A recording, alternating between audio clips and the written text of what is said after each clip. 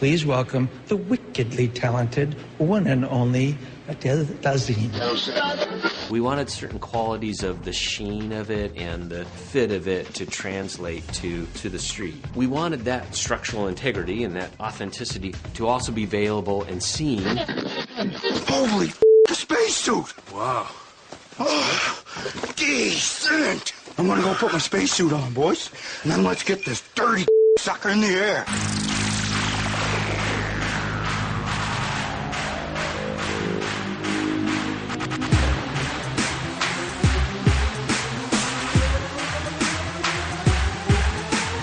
You're listening to Basically a Sports Show. Follow us on Twitter at Basically Sports. Subscribe to our podcast on iTunes. And download every episode and more at basicallyasportshow.com. Now here's your hosts, Zach, Greg, Mike. And you're listening to Basically a Sports Show. Let's talk about the Bucs. I want to get some hatred off my chest for that. Yeah.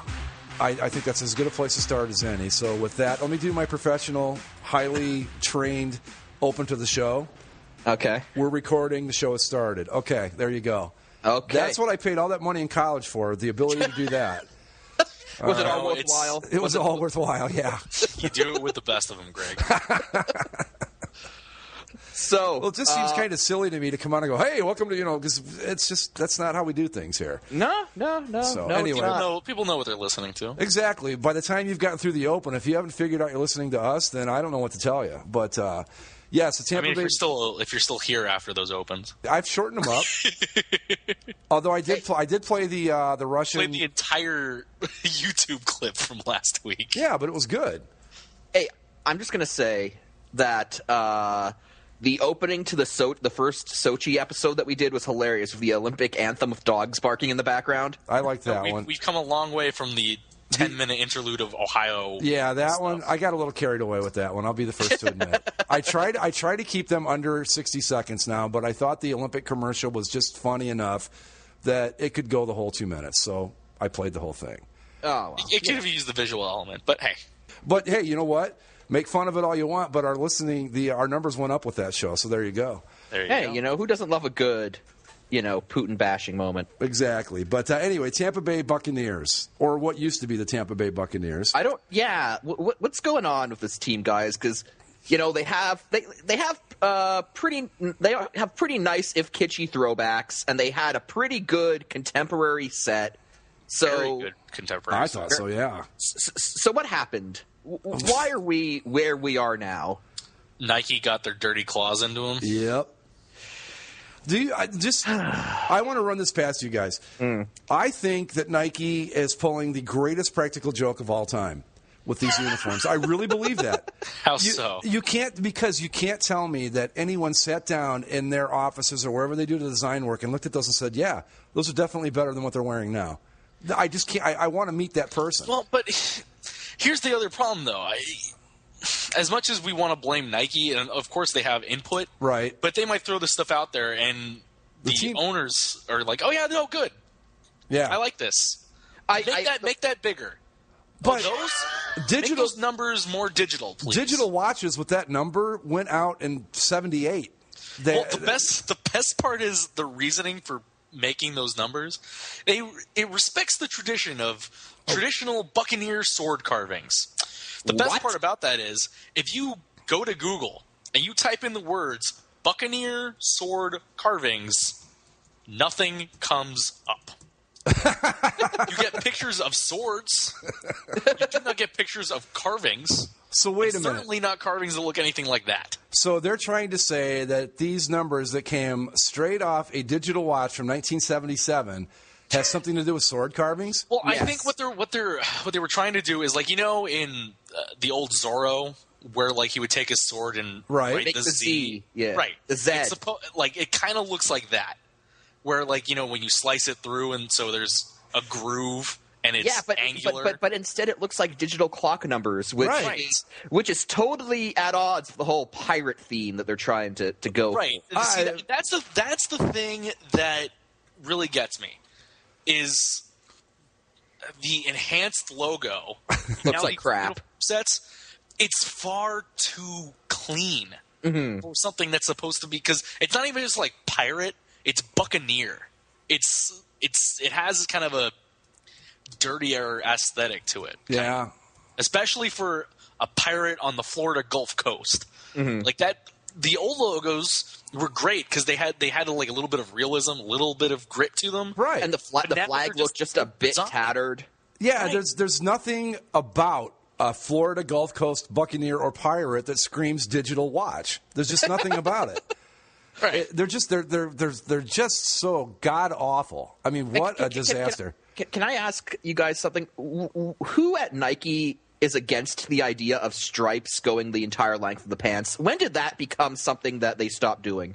It kind of started with the Broncos back in, what was it, 96 when they got the new uniforms? 97. Honestly, 97? I don't even know if this is just the Nike football thing. I think this is just a lot people of think modern uniforms are supposed to look like. Right, exactly. Because you look at basketball, you look at Reebok in hockey. This is just something that's starting to go around. I don't like it because it just looks like an incomplete element. Mm-hmm. But this is what people think is modern and futuristic and pushing the edge of design. No, it's a team named the Buccaneers. Okay, a team named the Buccaneers shouldn't be going for a futuristic look. Buccaneers, the name Buccaneers by its very nature implies sort of a past aesthetic look to it. It's not supposed to be cutting edge. Well, and I mean, I think it worked decently enough for a team like the Seahawks. And I know you guys don't like the uniforms, but I think a team in Seattle can pull that that off a little bit better than Tampa can. Well, if you put this in, or say if the San Jose Sharks, for instance, if they wanted to ditch traditional stripes and stuff like that, which I mean they did to make themselves faster, but I meant if they went to more like a modern and kind of a design, like over-designed template, I would be okay with that because San Jose, Silicon Valley, pushing the edge of technology. Okay. But that doesn't go with Tampa Bay or Pirates or anything like that. No. Tampa, when I think Gulf Coast, when I think Florida, when I think Pirates, I think sort of a grungy, older, a bit dirtier look. And the old uniforms were perfect like that because the old flag logo was just a bit too tattered. The new one's too, intact, but the old one had a bit of tatter on it.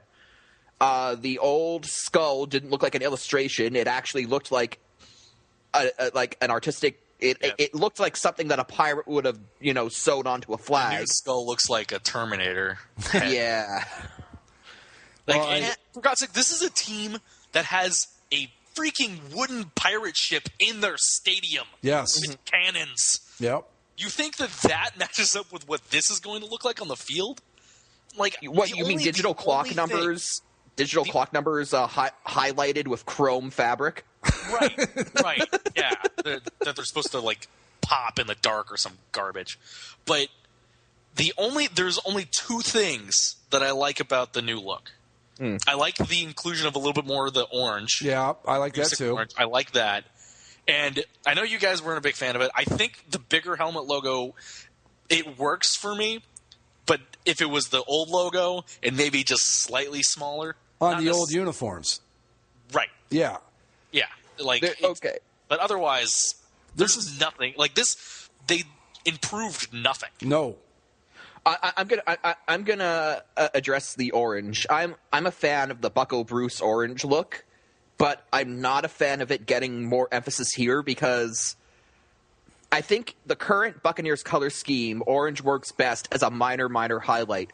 Once you start emphasizing it, and once you start having orange and pewter come into contact with each other, that's not a combination I like. So I think it's okay. It's it's small doses. It's not overwhelming. I've seen alternate jerseys with the orange, right, and obviously as the main body, and I think it works. It works with that way because I kind of like because Tennessee's done this. The University of Tennessee, well, they'll have the orange with like gray accents, and I think that works. I think that combination works together, but obviously it's on a shitty template. So these things. Go ahead, Mike. One thing I wanted to bring up about this new set that I don't like is how they moved pewter into the jerseys. I always kind of liked how pewter was a helmet and pants only thing, and it never looked like the jerseys were suffering for lack of pewter. Like, it didn't look out of place because, the helmets had the logo and the pants had the striping, which tied it all into the jerseys. So pewter was a strong backbone for that look, but it didn't have to be emphasized on the actual jerseys. And now both jerseys here, the home and roads, have big panels of pewter, across the shoulder yokes. And I just don't like the way it looks. Pewter is just one of those colors that... It's not a good primary color. No, it's not. Where you hang your entire look on that color. I agree. What kills me about this is the Bucs were one of the few teams in the NFL where every combination that they had with their old set worked. Every single one. They never looked bad no matter what they wore. They could go all white. They could do the red jerseys over the pewter pants with white jerseys, so on and so on. They never ever looked bad. Now they're never going to look good. These are so awful. I don't even know what to say about them. Why is the word mark on one sleeve while the alternate logo's on the other?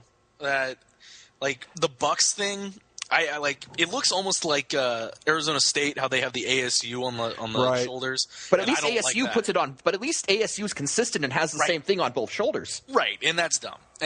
But to go back to what you were saying about the pewter, at least on the jerseys, the reason it doesn't work is because the pewter in the past, the pants were shiny and the helmet is shiny. Yeah. The pewter had the metallicness to it. And so now you have the pewter on the helmet, which is still metallic. But you go to put it onto the fabric, and you're not using that kind of dazzle material or whatever you want to call it. And so it doesn't have the shine. It doesn't have that. Yeah, the new shade of pewter on that flat matte Nike fabric, it looks like faded black or just a really dark brown. Yeah. Right. This is a problem that the Ducks have always had because in practical use, the gold is supposed to be used with that shiny, I guess it's lame material. Mm-hmm. And so it has that kind of dazzle, that shine, that metallic nature to it. But then you put it on anything else and it looks beige. Yeah. And so the Penguins also have that problem. Right. And so now you have the same problem here with Tampa Bay. The metallic colors, the only thing that looks, I guess not even silver, because if you put that on flat, it's basically gray. Yeah, it's just great. Like the Georgia Bulldogs, when they switched to Nike's matte fabric, their silver pants became dull gray. Right, now it just looks dirty. Yeah. Well, but this is where we're headed, guys. This is I don't like it. Nike has. Are we going to have Nike doing this to one team a year? Everybody. The Browns are up next with this. Yeah, I saw that. So what kind of cutting edge things do you? I mean, the Greg, Cleveland Browns, they've had the same uniforms forever. Yeah. So Greg, I have to ask, and we talked about this while we're waiting for Zach to get back, but I don't know if that's going to make the final cut of the show. So I figure I'll just ask you again now that we're all here. Okay.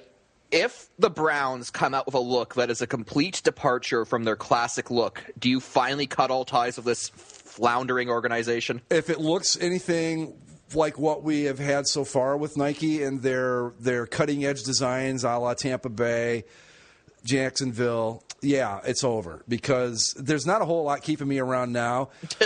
And I probably put too much emphasis on this, but in order to like a team, I have to be able to look at a team. And especially, I would think for a team like the new Browns, who aren't the same organization as that classic team you grew up with. And one of the only things that's sort of holding them to that lineage is the fact that they look like the old Browns. Right, exactly. But there's already talk that it's going to be another quote-unquote cutting-edge Nike redesign. And here's the thing, too. This is where the real problem starts. But they're not going to change the helmet. So what you have here is a potential for another Arizona Cardinals type thing where you've got this great classic helmet with a clown suit, and that's just and. But Greg, if they change the helmet, then they're going to have to change the primary logo. Oh God, could but no, what they would do with what they're going to do is change the logo instead of just having the old school helmet. It'll be like a new Revo Speed helmet. There you go. That'll be the new cutting edge design. But but you take all of that into consideration, just the new designs and all that, and then you throw in this little X factor to throw into the mix. You're doing this with brown and orange. I don't know that you can do ultra modern with those two colors, where it's going to look anything but ridiculous. Because I mean, Bowling Green tries, but it always looks terrible. It's terrible. It doesn't work. So yeah, to answer your question, Mike, if they come out with a look like this, it's over. That'll be that. Well, at least you'll have the Packers, who probably won't change ever. Well, and the thing with the Packers, I hope at least, is that if a redesign comes down the pike, maybe they let the stockholders vote on it. So at least even though it's a minimal say, at least I will have some say in the matter. Well, also with the Packers, again, I don't think they're ever going to change. The Packers didn't even switch over to the new Nike uniform. Right, exactly. They made them make the old uniforms they had and just put the Nike logo on it. Right. Thank God. So, the Packers are probably safe. But there are plenty of teams that can do that. I mean, even the Eagles, who aren't exactly a traditional aesthetic team, they did that with these uniforms. So well, and the Colts, when they made the switch, they left the uniform itself alone. But I really thought that the cut of the Nike cut with the new jerseys and the material, I thought the Colts looked fantastic. I think if you can not change a uniform and still manage to improve it, I thought they did that with the Colts, and that's what drives me nuts about Nike. They're capable of doing really, really great things. They just choose not don't. to. Yeah. They just don't. And even with the Colts, you look at what Nike does in college. You look at LSU and Ole Miss. Right. Basically have the same jerseys as the Colts. That's the one thing I wish they would do, because Ole Miss and LSU, they get the shoulder loops to go all the way down and around. Right. At that point, I have to think it falls on Colts ownership, because if they had stepped up and said, hey, we're looking at LSU uniforms right now, we know you can do shoulder stripes, do it, then I think Nike would. I don't think Nike... with the last iteration of the Reebok uniforms, it didn't. They didn't. I don't think they've had complete shoulder loops since the 80s. Yeah, I don't remember. It's been a really long time. Right. So I don't think they have it in the mid 90s, before Peyton. Didn't they have them? With Jim Harbaugh and the silver pants. Yeah, I think so. I think they might have had those actually. Well, but either way, they haven't had the complete loop. So I think at this point they just say, it's the same thing, right? Nobody really notices. The last Reebok. The last tight-fitting Reebok jerseys that they had that a few players wore were ridiculous, or it just looked like too little. Right. As long as we don't get back to that stage, we'll be okay. But that's what I mean, though, with Nike. I think that they really improved, because something about the new material and the new cut of the jerseys, the numbers don't stretch out and get grotesque looking like the old Reebok ones did and all that. And I just thought that it just with the teams where they left things alone but just went to the new cut and the new material, it was really – the Chiefs are another example. They kind of fixed the stripes. And they just made them look a lot better. Oh, my God, I just thought about that. The Chiefs are probably going to get ruined somewhere along the way, too. Imagine this, a red helmet with a giant chrome arrowhead. It's coming, guys. Well, I'm with Zach, though. The big logo on the Bucs helmet didn't bother me that much. I agree it could be a little bit smaller, but that doesn't bother me so much as just these and again, the number font thing with Nike's got to stop. This proprietary font thing where it's it has to be unique to that team. That's ridiculous. It just, everybody, when you type a letter, lots of people use Arial or whatever, and we don't all have our own font. So I don't see why you have to do this with football. It's just someone during a redesign process has to say, no, I want block font. Just give me a block font. I know somewhere in Phil Knight's, computer database of design crap, you have a simple block font. Well, sure give they do. Me that. You've seen it. The Colts use it. The Packers use it. Raiders. I'll say this on the Nike cut. I'll say this on the Nike cut. I agree with you, Greg. I think it looks better and it fits better in all areas except one. I really hate the enlarged Nike Flywire collars. Yeah. So you gotta I think that's just a matter of you got to throw Nike one bone, and that's what they get. But I really like what the Patriots have done, actually, because the Patriots kept their uniforms completely untouched. They went over to the new Nike fabric and template, but then they kept their old collar, so they don't have Flywire. They didn't go to the template. No, yeah, they did. They went to the. They think they did. Didn't they do the same thing that the Eagles and Packers did? Nope. It's the new Nike. It's the new Nike material and cut. But it's the same design. I think the Packers would look fantastic in the new material and the new cut. But the problem was with teams like the Packers, they didn't want to deal with the collar nonsense. Right. Because it's either you get it put onto the giant – you either get the toilet seat bowl, yeah. or you Yeah, get it all the way toilet seat. around, or you don't do it at all. Right. So I think they really just want to keep the collar, and so they just because I think for some of the teams that this was an issue, most of them just went to screw it. We're not going to have any collar. But I think that would take away from the Packers uniform, so they probably said, we're just going to leave. And that hurt the Bucs uniforms prior to this, because it used to be the Bucs uniforms under Reebok. It was just a black collar, but it wasn't overly large, and it was just a nice little touch to the uniform. But then they did the toilet seat thing, and that looked ridiculous. So for their final year of that uniform, they just got rid of the toilet seats and went with no contrasting color collars at all. And while it was certainly better than the toilet seats, it did look like something was missing. Yeah. So, this is something I thought about today, and I want to see if you guys agree with me. I think that the NBA was probably at the height of its popularity in the mid to late 90s. Is that everybody kind of agree with that? Yeah, I'd agree with that. Yes. Yeah, and we saw what happened with the uniforms back then. Mm-hmm. You had those crazy, god-awful Tom O'Grady nightmares that were just ridiculous. And I'm just wondering if you would like to know in in-depth detail how each one was created. Yeah, just ask him one question and go have lunch, take a day trip, whatever, and come back. He'll still be talking. But that's beside the point. But I'm just wondering if the NFL isn't kind of going through a phase like that right now, where it's just they're in this area where no matter what we do, it's not going to hurt us at all. I don't know that many people care about the uniforms enough for this to be a problem.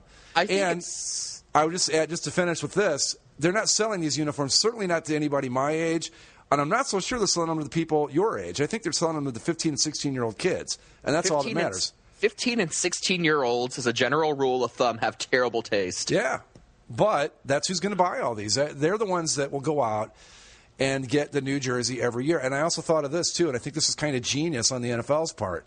The throwback market, every time you see one of these, the throwback market gets a little bit better.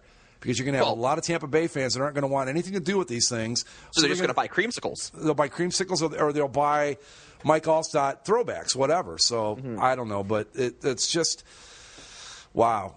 These uniforms are just, every time I think I've seen the worst one I've ever seen, something comes along and I go, wow, they really can get worse. I mean, Jacksonville still has the worst helmet. Yeah. But I think if we're judging entire uniforms from head to toe, Tampa might edge them out for worst. Yeah, I have to agree. I mean, that helmet is still terrible on Jacksonville's part, but at least from the neck down, they look decent. Well, with Jacksonville, too, I'm not a big fan of, if you're going to do monochrome, it has to be white. I don't want to see all black. I don't want to see all aqua, anything like that. Jacksonville is a couple minor fixes away from having a really great modern look. Yeah, if you put the teal top with the black pants, with the black or the white, or the white or the black jersey with white pants, right? Exactly, and fix the helmet, and that's a great modern look. I think it's minor little things that could fix it pretty easily. I don't know what you could do with this Tampa Bay uniform to fix it. There is no minor look. I got into a discussion on this on the boards, and this person was lamenting that there's no discussion about everyone just says things suck. No one says how they would fix things. And I said, if I listed every way I would fix these Buccaneers uniforms, it would amount to design a new uniform, because this is just garbage, top to bottom. Zach is completely right. Nothing they changed was an improvement.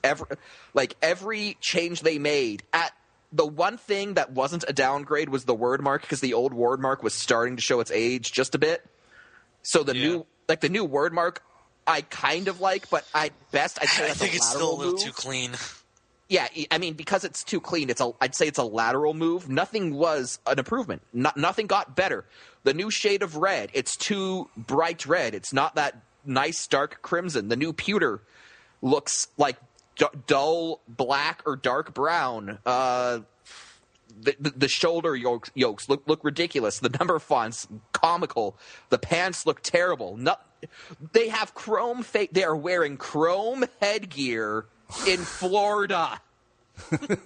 Well, with a uniform that's predominantly everything else on it, other than the helmet, is a matte finish with a chrome face mask. That's just kind of ridiculous. Well, I mean, based on what Tampa Bay does, they're going to wear the white jerseys at home for the first 5 games anyway. Right.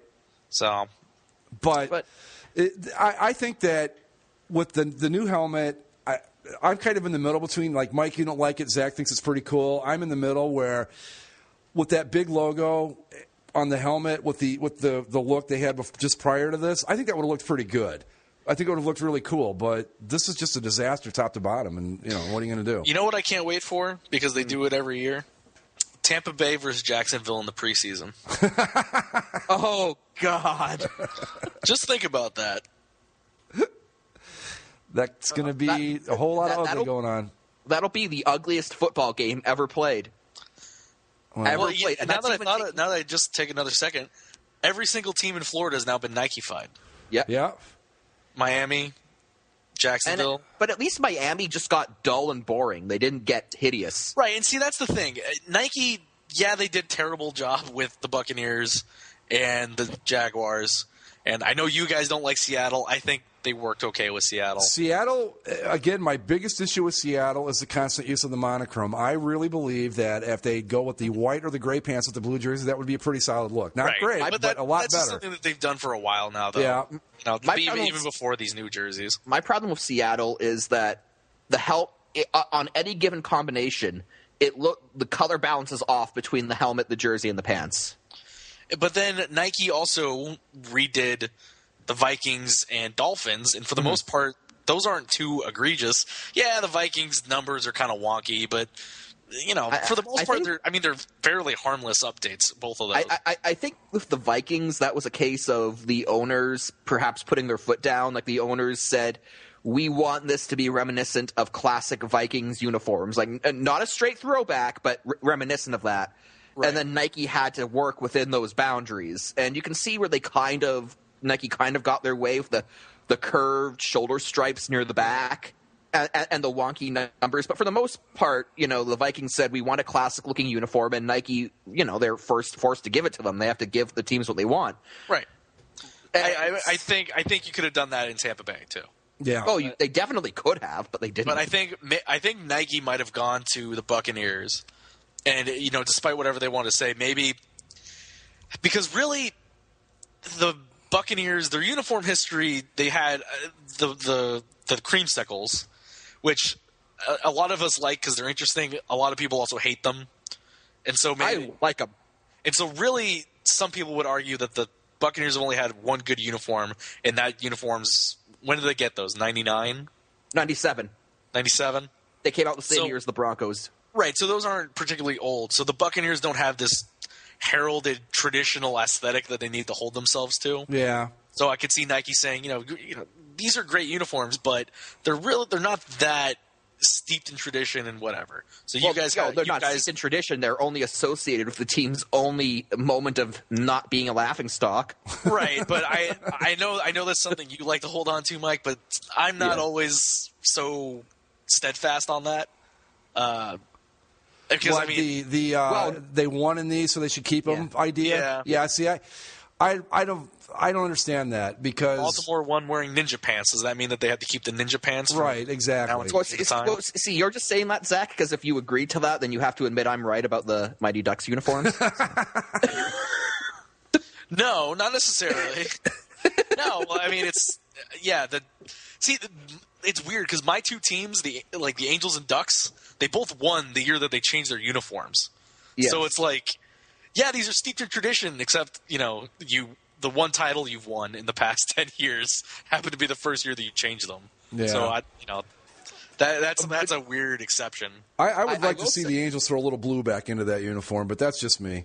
I like the current. The only thing I change on the current Angels uniforms is I ditch one of the two sleeve patches. Or I thought you were going to say one of the 8 logos that they have on the uniform. One of the 8 halos that just happen to be on there. No, I agree. I don't know why we got a shoulder patch in the first place, but when we got one, I'm like, all right, fine, one. And then all of a sudden they decided to put the regular A on the other shoulder. It's even though the first shoulder patch was the A with an around L. So the best part, exactly.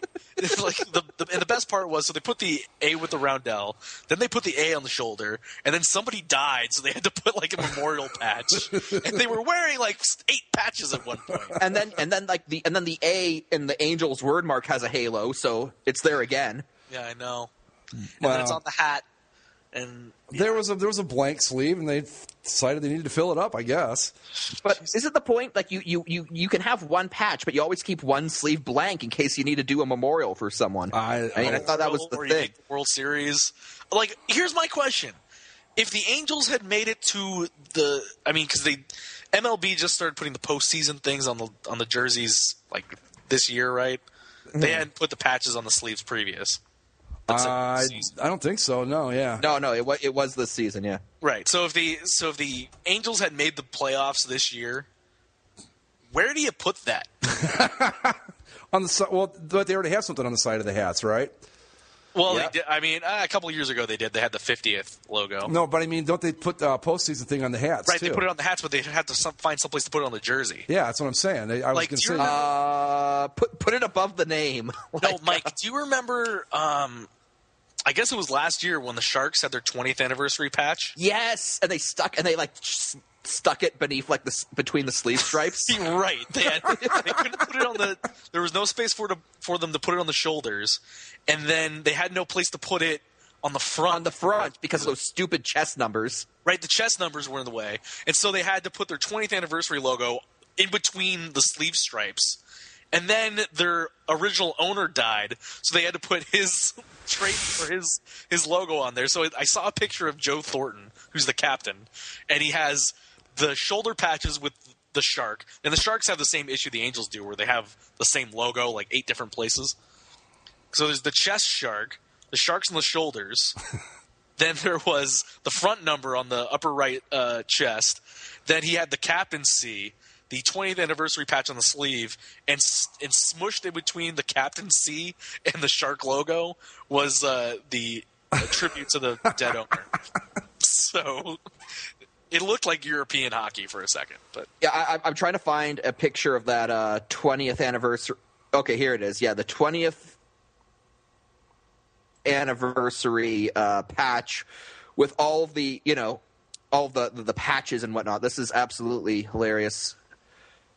Copied and linked in chat. All right, let's see this here. Oh, that's a whole lot going on, isn't it? Yeah, but see underneath the shoulder numbers is like that 20th anniversary patch just kind of squeezed in. Well, yeah, it was a little space. This is one where they had the NHL where they were in Sweden. So imagine, and this isn't even the captain. So imagine where the captaincy had to go. I don't know. You could put it right on the front of his helmet. Wow. Well, I don't know. But the nice thing, I guess, is we aren't seeing disasters like this in hockey or baseball. I was thinking about this after the Bucs uniforms came out. The worst uniform in baseball isn't that bad. No, it's not. I don't even know who I would give it to. Probably the Rockies, I guess. I'd give it to the Padres, but even the Padres I take over in like the worst football uniform. Exactly. This is, to me, especially in football, mostly in football, really, we're going through a phase like 70s fashion with leisure suits and all these god-awful clothing combinations they wore back then. And I think that's where we're at with football right now. This is just some stuff that in 10, 15 years, people are going to look back and go, what in God's name were they thinking with this stuff? I think that's what's going to happen because I just can't imagine.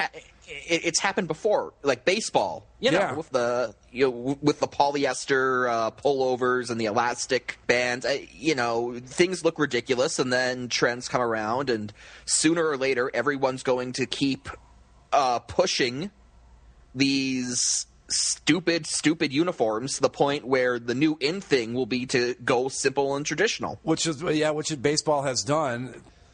I don't know. You asked me about the Browns. If this keeps up, this may drive me away from football. Forget just the Browns.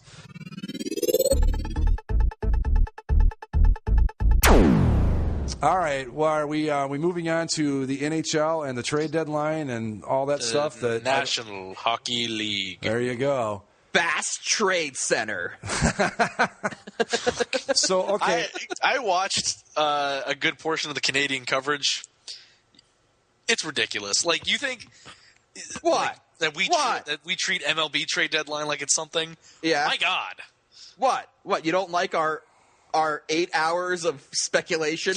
God, no, really? Because it's terrible. Yeah, because the thing that's so terrible is every trade, because there's nothing to talk about. So when there's like 2 third-liners exchanged for each other, that's their content for like 45 minutes. Oh, wow. Yeah.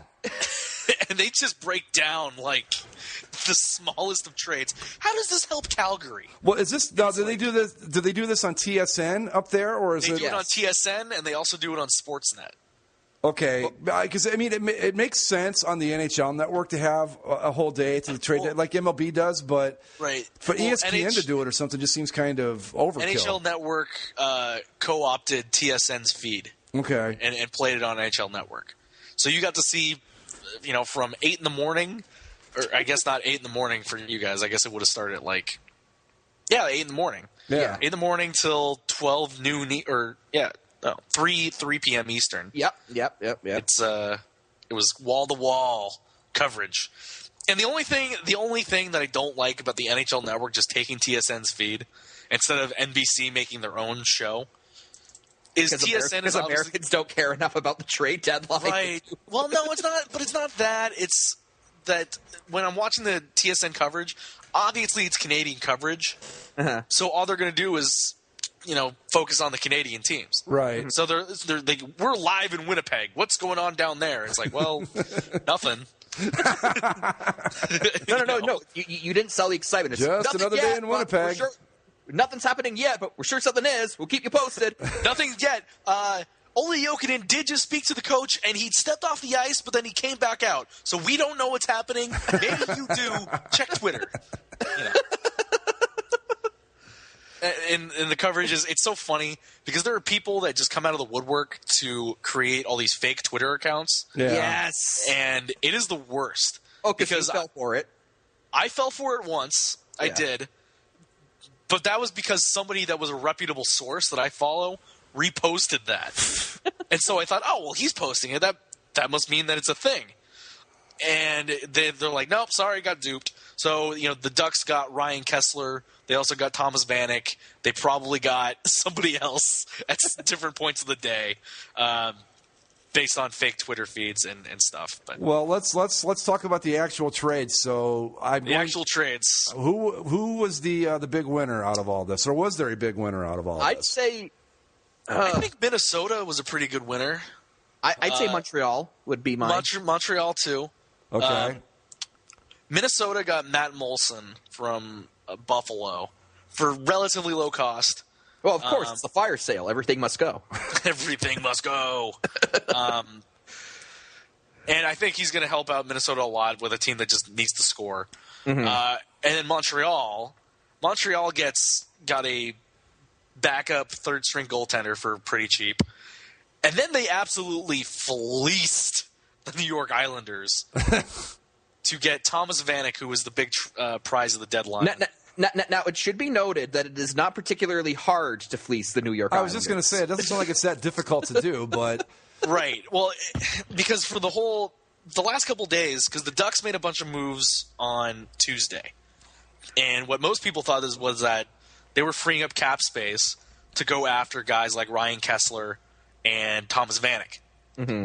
And the reported value for Vanek the day before was our top defensive prospect or our top forward prospect and a first-round pick, which makes enough sense. That would have been a good deal. But then, you're sitting around and Thomas Vanek's still not traded. Thomas Vanek's still not traded. We get to 3 p.m. Thomas Vanek's still not traded. And eventually at 3:20, the report comes out that at first, and it's funny because at first TSN was saying that Vanek was going to go to the Ducks, and that would have made sense. But then out of left field, Montreal comes in and sweeps him up for Sebastian Kohlberg. Yeah. Second-round pick. Now, I try to be at least up to date on who maybe the top prospects are in the minor. I have never once heard the name Sebastian Kohlberg. But it sounds like it could be a prospect. I mean, that's a name that you go, oh, he might be a prospect. So maybe that's what it was. There might be someone in the world with that name. Right, yeah. Right. So, the Islanders. Okay, I'll just break it down. I don't know. If you're an Islanders fan, I don't know how you keep coming back to this. The Islanders are the Browns of the NHL. Wow. Yeah. I mean, they had the 4 cups in the 80s. Right. Good times for everybody. Yep. Great team. Since then, Nothing. absolute dumpster fire. Yep. They trade away their top player for a prospect and a second-round pick, and the second-round pick they only get the second-round pick if Montreal makes the playoffs. So if Montreal just, and the best part too is they didn't just send tank Vanek; they sent Montreal a conditional 5th-round pick also. Wow. So they, wait a minute. Let me run this past you. So I'm assuming that Vanek is the Islanders' best player. Well, and here's the best part. One of them, definitely let's one of go the back brighter. A few months. Let's go back to the beginning, a few months ago. Okay. Matt Molson, who I already mentioned, was playing with the Islanders. Mm-hmm. He was playing on their top line with John Tavares. He was John Tavares' favorite winger. Yeah. They decided to trade Matt Molson to Buffalo. Yeah. For Thomas Vanek. Yes. They traded Matt Molson and a first-round pick, a team that's rebuilding, that is playing badly this year and knows that they're going to need a first-round pick, trade said first-round pick and their top right winger for Thomas Vanek, who by all accounts was going to be a rental player for the Islanders anyway. He was never going to re-sign there. Yeah. So now we get to the trade deadline knowing that he's not going to re-sign there, so everyone knows the Islanders have to trade Thomas Vanek. And he's the best winger available at the deadline.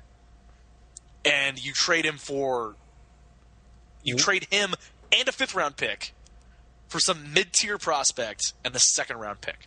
So they traded Matt Molson and a 1st-round pick ultimately for Sebastian Kohlberg and a conditional 2nd-round pick. And gave up a 5th-round pick in the process. And gave up a 5th-round pick. And if I'm Montreal, I'm tempted to just tank the rest of the season, just miss the playoffs, and screw them so they don't even get that 2nd-round pick.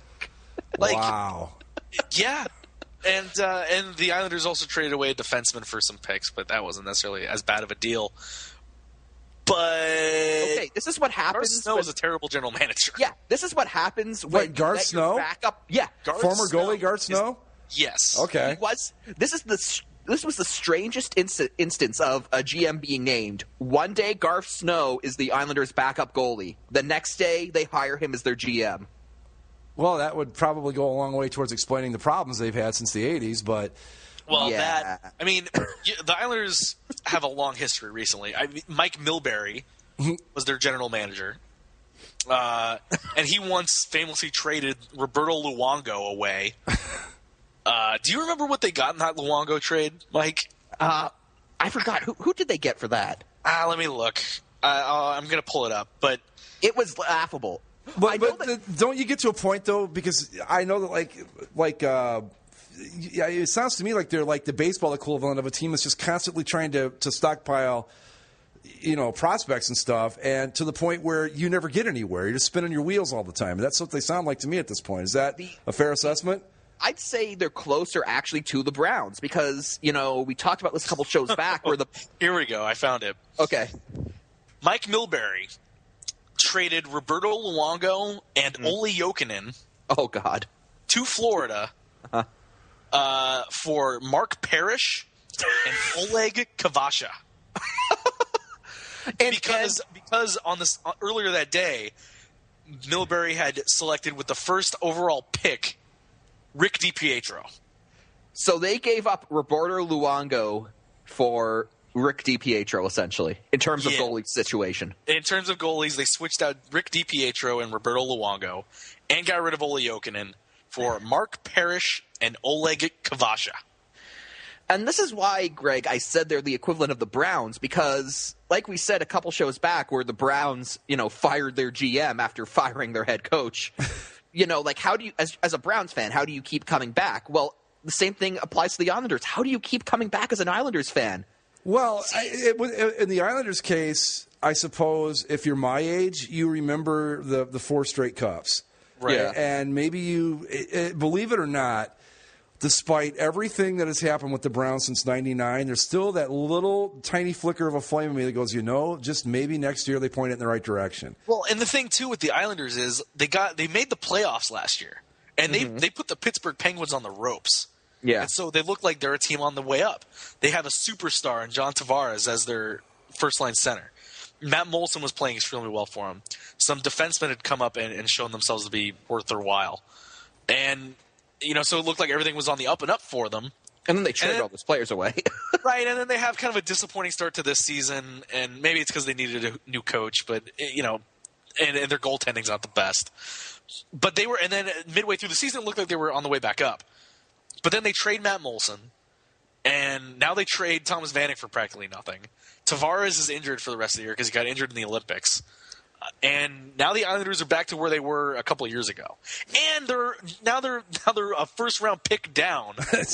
And Buffalo is now. And Buffalo, on the other hand, Buffalo did everything right. They traded Thomas Vanek, and they got a first round pick back.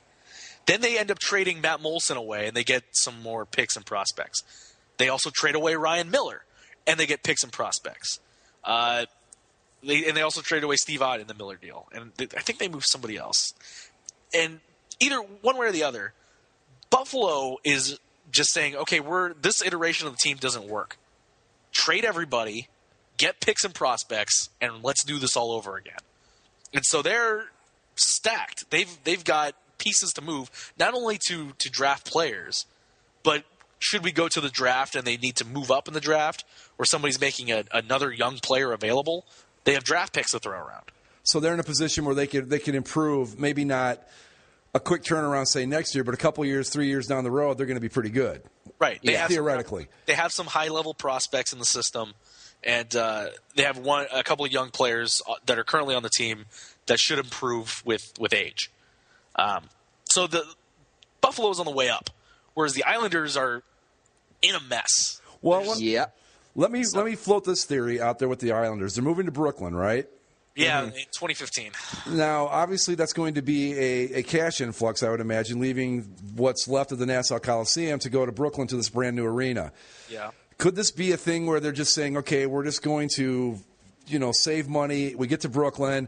We'll have more money. We can do more things through free agency, and that is that. You want to be a better team by the time you get to Brooklyn? You would think, but don't you want to be good and make the playoffs in that first year in Brooklyn? Yeah, you would think, but that's what I'm saying. I don't know how the money thing works in the NHL, where if you've got good players like young players now, where by 2015 you might have to pay them. I don't know. Well, the thing is, out there.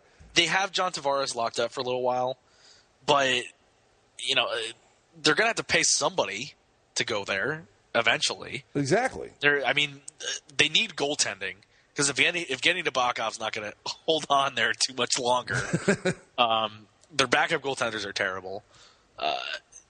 Really, they've got John Tavares and Kyle Okposo up front, and Travis Hamonic on the back end, and besides that, they traded Andrew McDonald, who was a pretty decent defenseman. Like I said, I don't know if that's what they're planning. I'm just saying it's a possibility. But I know, but I just don't see what their direction is.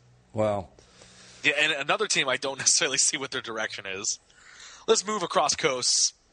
The Vancouver Canucks. Oh my! So, the last 2 years we sat around waiting for Roberto Luongo to be traded. There was a goaltending controversy between Corey Schneider and Roberto Luongo, and we were all waiting to see which one of those two would emerge victorious. Right.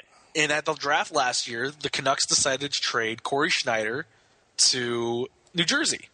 So it seemed, okay, Roberto Luongo has won the goaltending controversy. He's the future in Vancouver. Mm-hmm. And, they're having an up and down year. They're obviously having a lot of issues in several different areas. Coaching, sorry. Yeah, okay. We'll get to Torts in a minute. And so then we go into this deadline, and, over the last couple of years, the deadline was always, what are they going to get for Luongo? Is he going to Toronto? Is he going to go back to Florida? Is he going to go here? Is he going to go there? So, but this year, he had clearly won the goaltending battle. But then, over the last week, coming out of the Olympics, the Canucks decided to keep playing their backup, Eddie Lack. And initially it was because Luongo was just over in the Olympics, despite him not playing a whole lot. They were going to let him catch up on the jet lag and be okay. And then Lack played the second game back. And then Lack played the Heritage Classic. And then on Wednesday night, Roberto Luongo was scheduled to start in Phoenix. That was until he was traded to Florida. So despite the winner of the goaltending controversy between Corey Schneider and Roberto Luongo is Eddie Lack. 3 years later, Eddie Lack is now the starting goaltender for the Vancouver Canucks. Well, just a serious question: is Eddie Lack any good? Has he got potential? Oh, he's decent all right. enough, but he's not Luongo. He got smoked 4-0 against Dallas tonight. Right, he's not Luongo. He's not Corey Schneider. He's good, but he's not. I don't know if he's number one goaltender, future of the franchise good. Okay. Mm-hmm. Well, and then this points back because the Canucks were also rumored. Ryan Kessler was rumored to have asked for a trade out of Vancouver, and the Ducks were making a big push on him. But I guess Vancouver didn't want to trade him within the division or whatever, and so Kessler ends up staying there. But this goaltending controversy, and I mean what happened based on the past few months also, and then what happened at the Heritage Classic with all the fans chanting, "We want Lou."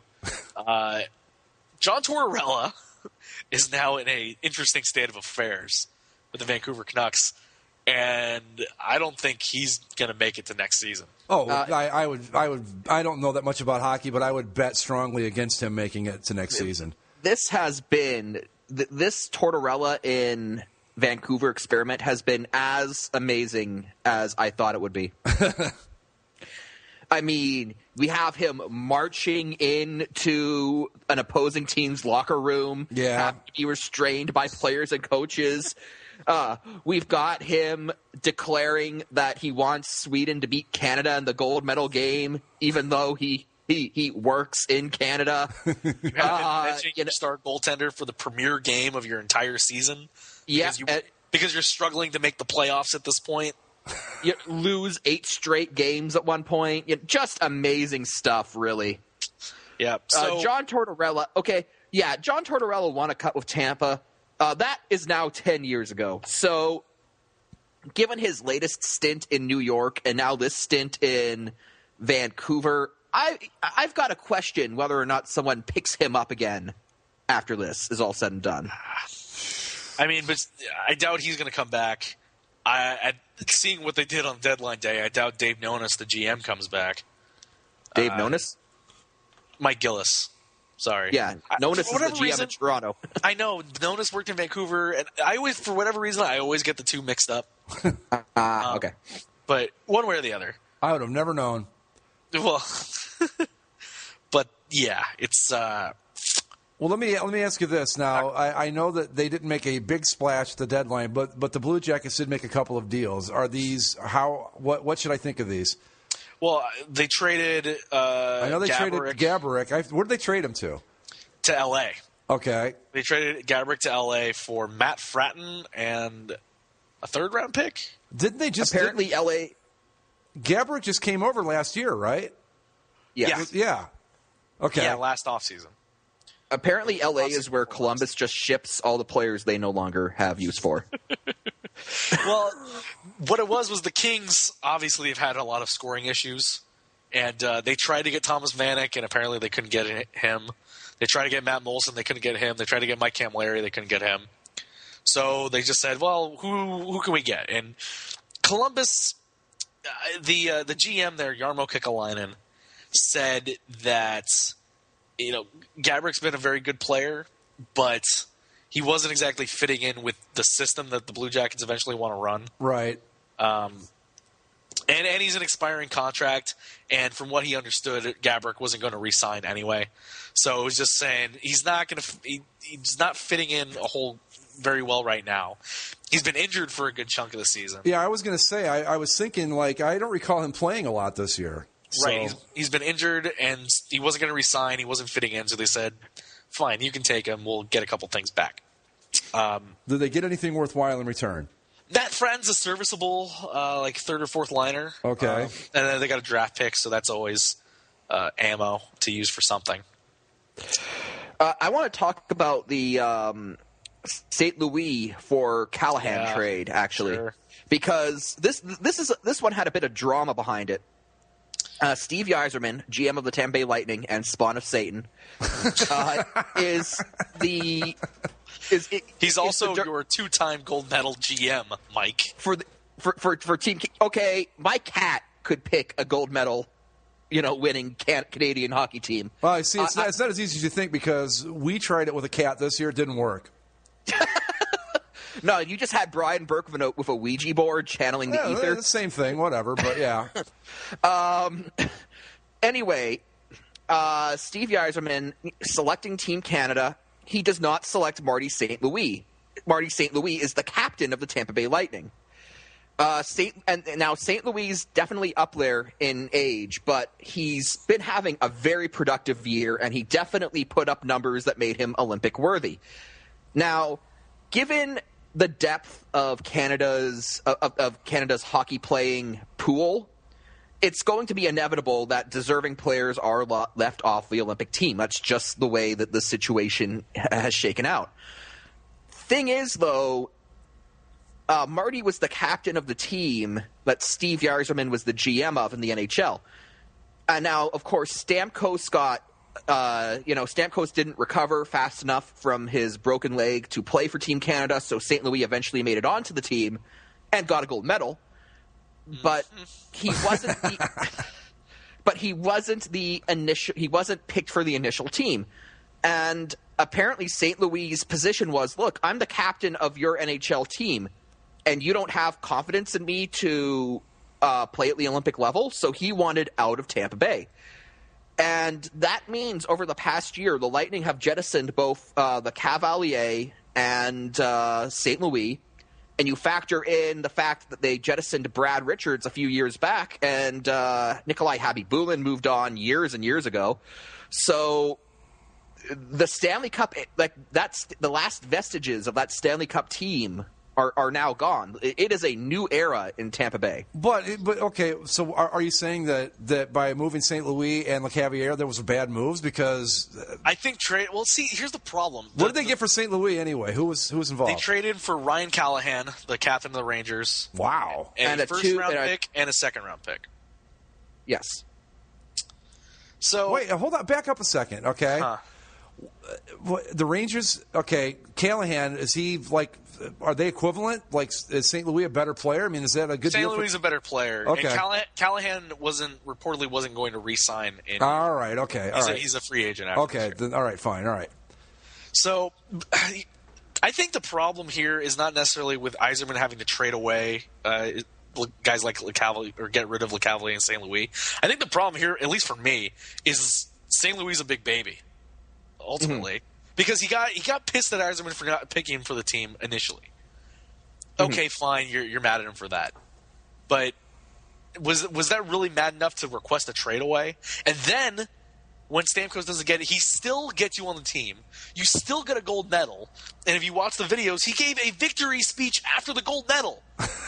So then he comes back, Yzerman goes to talk to him again, and for whatever reason, he's still pissed at Yzerman, and so he says, "Fine, we're going to trade you." And so St. Louis got what he wanted. He got on Team Canada. He got his gold medal. He got to be, a hero or whatever he wanted to be. But they're all heroes, Zach. They're all heroes to a nation. They're going to have streets named after every single one of them. Well, we named a city after him here. There was when he first asked for the trade, there was a very quickly dispelled rumor that he wanted to go to St. Louis. And that'd be great. That would be great. That would have been the best thing ever. Yeah, absolutely. Can you imagine how many St. Louis jerseys there'd be in St. Louis after that? But the fact is for me, just that St. Louis overreacted to it, and because Tampa Bay's a good team this year too. I mean, they're in the third spot in the. Not anymore. Toronto bumped them off. Oh, they did they? Tampa Bay is now one of the wild card teams in the East. But they're in playoff position. Yes. They've been playing very well for the majority of the year. They were getting Stamkos back today. Mm-hmm. And now St. Louis. Who I have to think is a shoo-in for the new captaincy. Well, he's already wearing the C tonight. Oh, is he? Yeah. Okay. They already gave him the captaincy because he was already an alternate captain. I don't know who the other alternate was, but it's easy enough just to bump. Bolts talk here on Bass. Yeah, it's back. Oh God, yes it is, isn't it? Bolts talk back from season 2. All right. I forgot. We should have just come up with an open or something just to really spice it up a little bit. Just put in some sounds in the background. Like like lightning sounds or play AC/DC's Thunderstruck? Well, here's what we'll do. We'll throw some we'll throw Thunderstruck in. We'll have some lightning sounds, and we'll get a little bit of hockey like sound effects in there too. Matter of fact, I'm going to write it down so I don't forget. So go ahead. But yeah, so I don't blame the Lightning for having to give away their players. I just blame St. Louis here for not being able to be professional enough to just realize that Team Canada is a very good team and it was hard to make it on the initial cut. But then you still ended up making it and won a gold medal, but you were still really mad enough to ask for a trade. To go to a team that's of equal or maybe even slightly lesser caliber than you are currently. So, whatever. I mean, the Lightning, they got a guy who's a captain who's a very gritty forward with some leadership and playoff experience, and a first-round pick and a second-round pick. So it's a great deal for the Lightning. You know, you lose St. Louis, but okay, Stamkos comes back. Well, as long as Stamkos backs up the form, it should be okay. What does this do for the Rangers? Okay, obviously, you say St. Louis is a better player. Okay, fine. Does this make them does this move them into a position where they're a more legitimate cup threat than they were before this trade? Do you think? Slightly so. I mean, but they'll be able to score a little bit more. The problem is St. Louis is tiny. He's very short. Of course he is. He's a short little Frenchman. I think they put him on a line with Brad Richards, who he won the cup with in Tampa Bay. Yeah, okay. Yeah. That I think that was a St. Louis the Cavalier Richards line that won the cup in Tampa Bay. Right. Yeah. And so I guess they got to hope for some chemistry to come back there. And then, bring back Le Cavalier and bring the band back together. Get the band back together and make one more run at it, right? Yeah, I don't think the Rangers were ever true cup contenders this year. I mean, if they're going to go to the cup, they got to have Lundqvist have a he's got to fall asleep and just go nuts, yeah. Right, yeah. So, but and St. Louis will help them score goals at least. But yeah, because they're actually, let's see, looking at the standings, okay, they're in the third playoff spot in the Met. But the Metro Terrible division. They're only a point ahead of my Columbus Blue Jackets. So, yeah, you know who's making a surprise run at the playoffs out west? Who's that? Winnipeg Jets. Hey, I'm look at them go! I'm wearing my Winnipeg Jets T-shirt right now. Fuel the passion, I think it's fueled by passion. Fueled by passion. That's right. Yep. Now, Zach, is your T-shirt? I saw it. I saw something on Facebook. Is it the new logo? No, or it's the old school? It was weird. The Ducks recently, in the last month, started selling Teemu Selanne player T-shirts from the Winnipeg Jets. Okay. Oh, there it is. Yeah. So it has the logo on the front, and the back it's number 13 with Selanne on it. Cool. A little jersey. So I said, okay. Hey, I want that. One more novice hockey fan question here. Okay, Ryan Miller to the St. Louis Blues. What does that do for them? For St. Louis? Brian Elliott's probably going to get reduced playing time, which is a shame because he was having a pretty good year. Right. I never thought that St. Louis had any issues in net. Halak played really well for him. Brian Elliott played really well for him. But Ryan Miller is definitely a step up from those two. Really, St. Louis has had a very good team the last 2 years. The problem was they just kept running into the bane of their existence, which happens to be the LA Kings. Yeah. They'd have a great year, then they come out into the playoffs, and then LA would just curb stomp them in 5 games. And right, and beat that. I was at the Ducks Blues game, I guess it was Friday. And St. Louis is a big team. They're big, they're fast, very physical. And so, I think Ryan Miller is going to be a step up for them in net, and he hasn't really played all that much in the playoffs, and he played really well in the Olympics 4 years ago, so he has clutch experience. We all saw how that ended for him, so I'm just saying. All right, he has clutch experience, and I think it's a positive for them. And they also got Steve Ott in the trade, who has played for Ken Hitchcock before, played on a line with Brendan Morrow before, who's going to play with there in St. Louis. And he's a gritty leadership type guy. He's not the most skilled person in the world. Generally, when he was playing with Dallas, I hated the hell out of Steve Ott. Apparently, he's a jerk. Oh yeah, great. From what I've heard, he's not a pleasant person to be around. No, but he'll be a gritty guy and help him. As as much as St. Louis needed more grit on their team. But I think if anything, this trade is just like it's an all-in move by St. Louis. Okay, that's kind of what I was asking. Yeah, trying to prove it to show to their team and their fans, hey, we're going for it. We got the best goalie available. We have the second best record in the Western Conference, second best record in the NHL currently. The Western Conference playoffs are going to be really fun this year. God, it's going to be a bloodbath. I was just going to say, because you got some really good teams. Chicago, Anaheim, St. Louis are just going to cannibalize each other. San Jose, LA, Colorado is a point behind Chicago right now. Yes, they are. Yeah, I see San Jose coming out of the West just because, those lighter jerseys are going to give them the advantage when it's all said and done. Weren't we, if I remember right, way back at the beginning of the season, we were talking with the Avalanche that, with Patrick Roy, their coach and all that. I mean, is this a surprise that they're this good this year? Oh, yeah. Okay. Yeah. I kind of thought so. Patrick Roy's a angry French version of John Tortorella, so... Well, angrier French version. The thing that's probably most impressive and probably the biggest influence that Waugh had is Semyon Varlamov is playing fantastically for him in net, as is J.S. Jaguar as their backup. And so the goalies were playing really well. Their young forwards all really made a big turn this year in terms of Matt Duchene, Gabriel Landeskog, Ryan O'Reilly. And their defense is held together fairly well.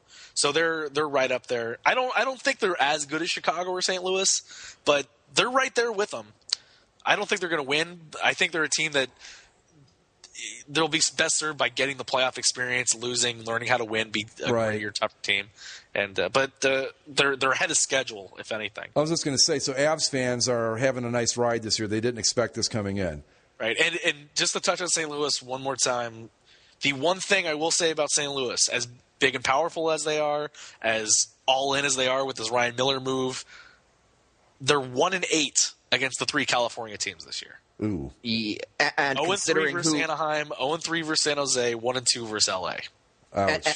And that's a problem considering who's bounced them the last 2 years in the playoffs. Exactly. And so they'll be shielded from the three of us are going to kill each other in the two Pacific Division playoff rounds.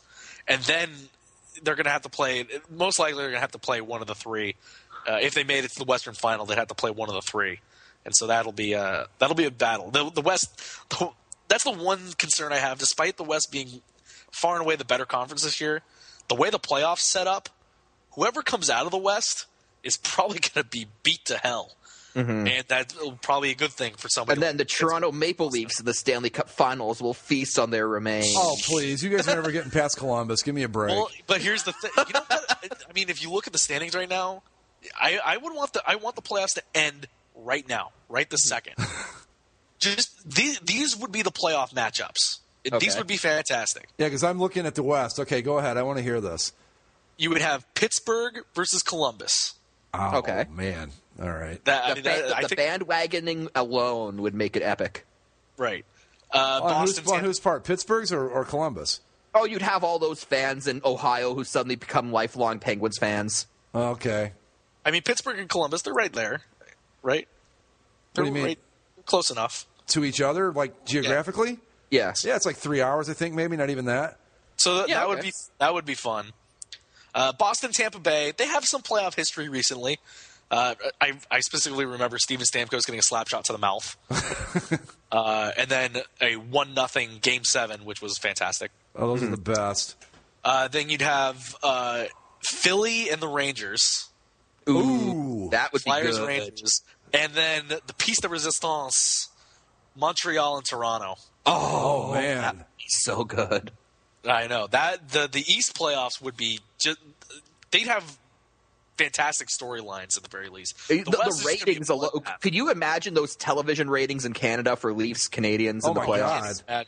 I can't even imagine. CBC would just be printing money. Well, see, that's one of the few Canadian series I think that would actually get good ratings in the States. I would I would love to watch that series. That'd be great. Right. And then in the West, the matchups right now would be Anaheim-Dallas, old Pacific Division matchup. Mm-hmm. Not terribly juicy, but you'd have St. Louis, Minnesota, a The game that will test Mokba's conscience. I think that'd be a pretty good series. And then you get San Jose, LA, and Chicago, Colorado. Not as juicy, but I think more quality. The better rounds are going to be the second round and the final. How good is this Minnesota team? Because I've watched them play a few times, and I mean, again, I'm not entirely sure what I'm looking at, but they look like they're not half bad to me. No, they're not half bad.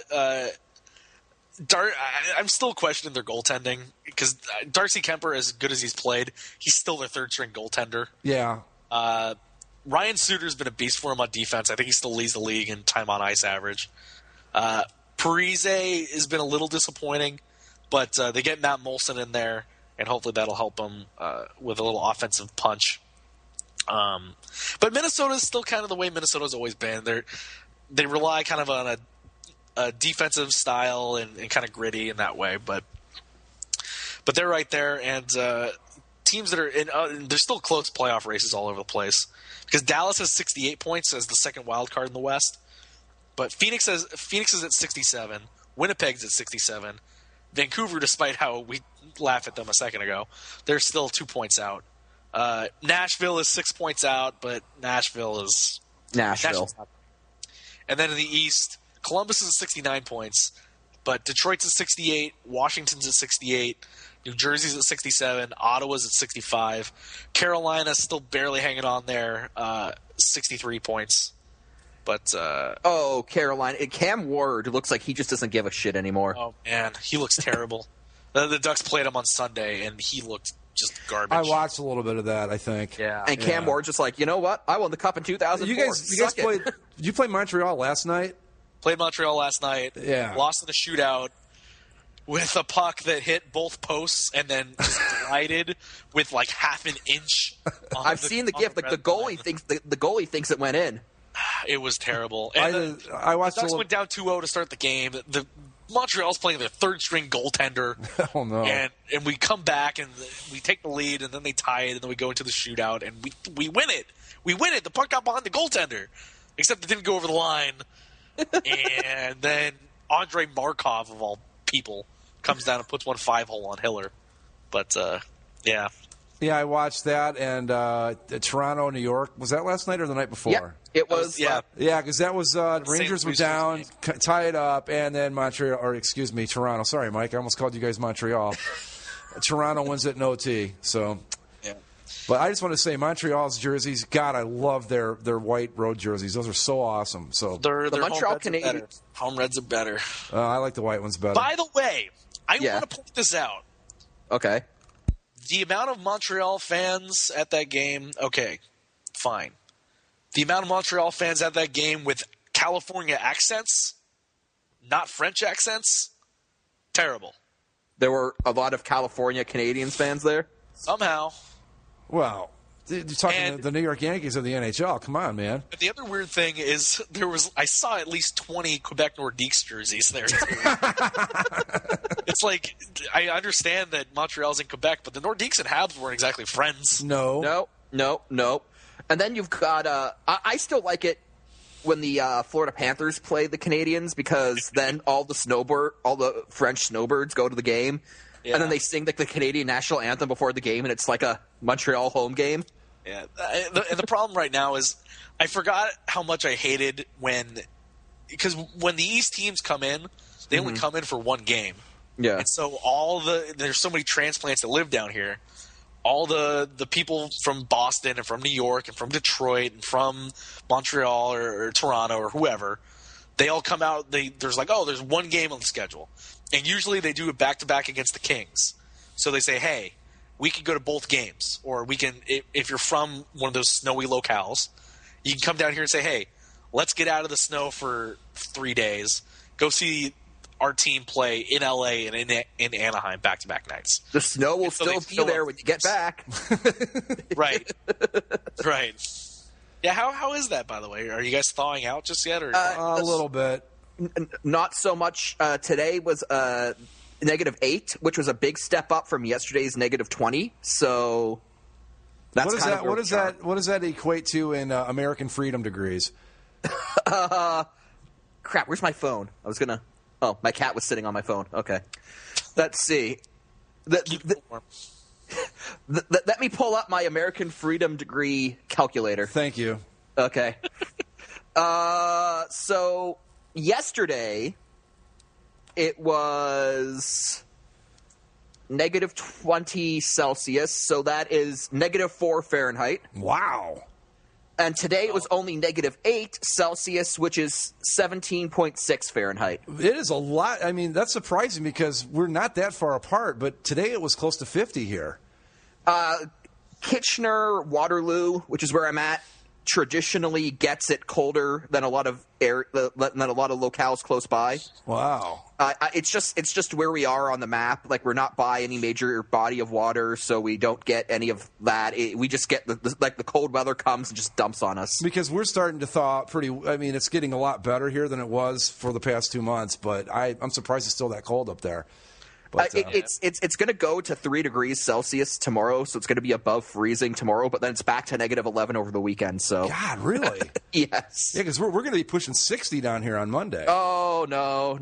Which I don't know. That's 60 American freedom degrees. I don't know what that comes out to in communist Canadian degrees, but. Yeah, it's supposed to be 81 and sunny on Saturday. No. It was like 75 today. Sitting in the shade, it might have got down to like 68. It was. Man, that sounds. I had to wear so my good. light sweatshirt today. That sounds so good right now. Just sounds. I mean, like during the day, I have managed this year. I'm not watching spring training baseball all day like I usually do. I reserve nighttime for hockey now. But I still watch the daytime games, and I sit there and I watch. They're in Arizona and Florida. Everybody's out there. It's sunny. It's 75 degrees, whatever. And I just want to put a gun in my mouth at that point. It's just awful. But now I look outside, and I've got icicles on, like, my balcony. So ooh. Yeah. That's rough, man. Yeah, but going back to what Zach was talking about, that's with the fans coming in. That's what I'm worried about this Tuesday when I go to the Blue Jackets game because it's against Detroit. Yeah. And I got a feeling it's going to be half Detroit fans. Yeah, the Red Wings are one of those. The Red Wings are one of those teams that just kind of collects bandwagoners because a lot of people were, Zach and I's age back when they won like 2 straight Stanley Cups. See, that's what kills me. You guys aren't old enough to remember when they were just the dregs of the NHL. I mean, no, I hear all these stories, but I think that they're just stories. I want to go back to that.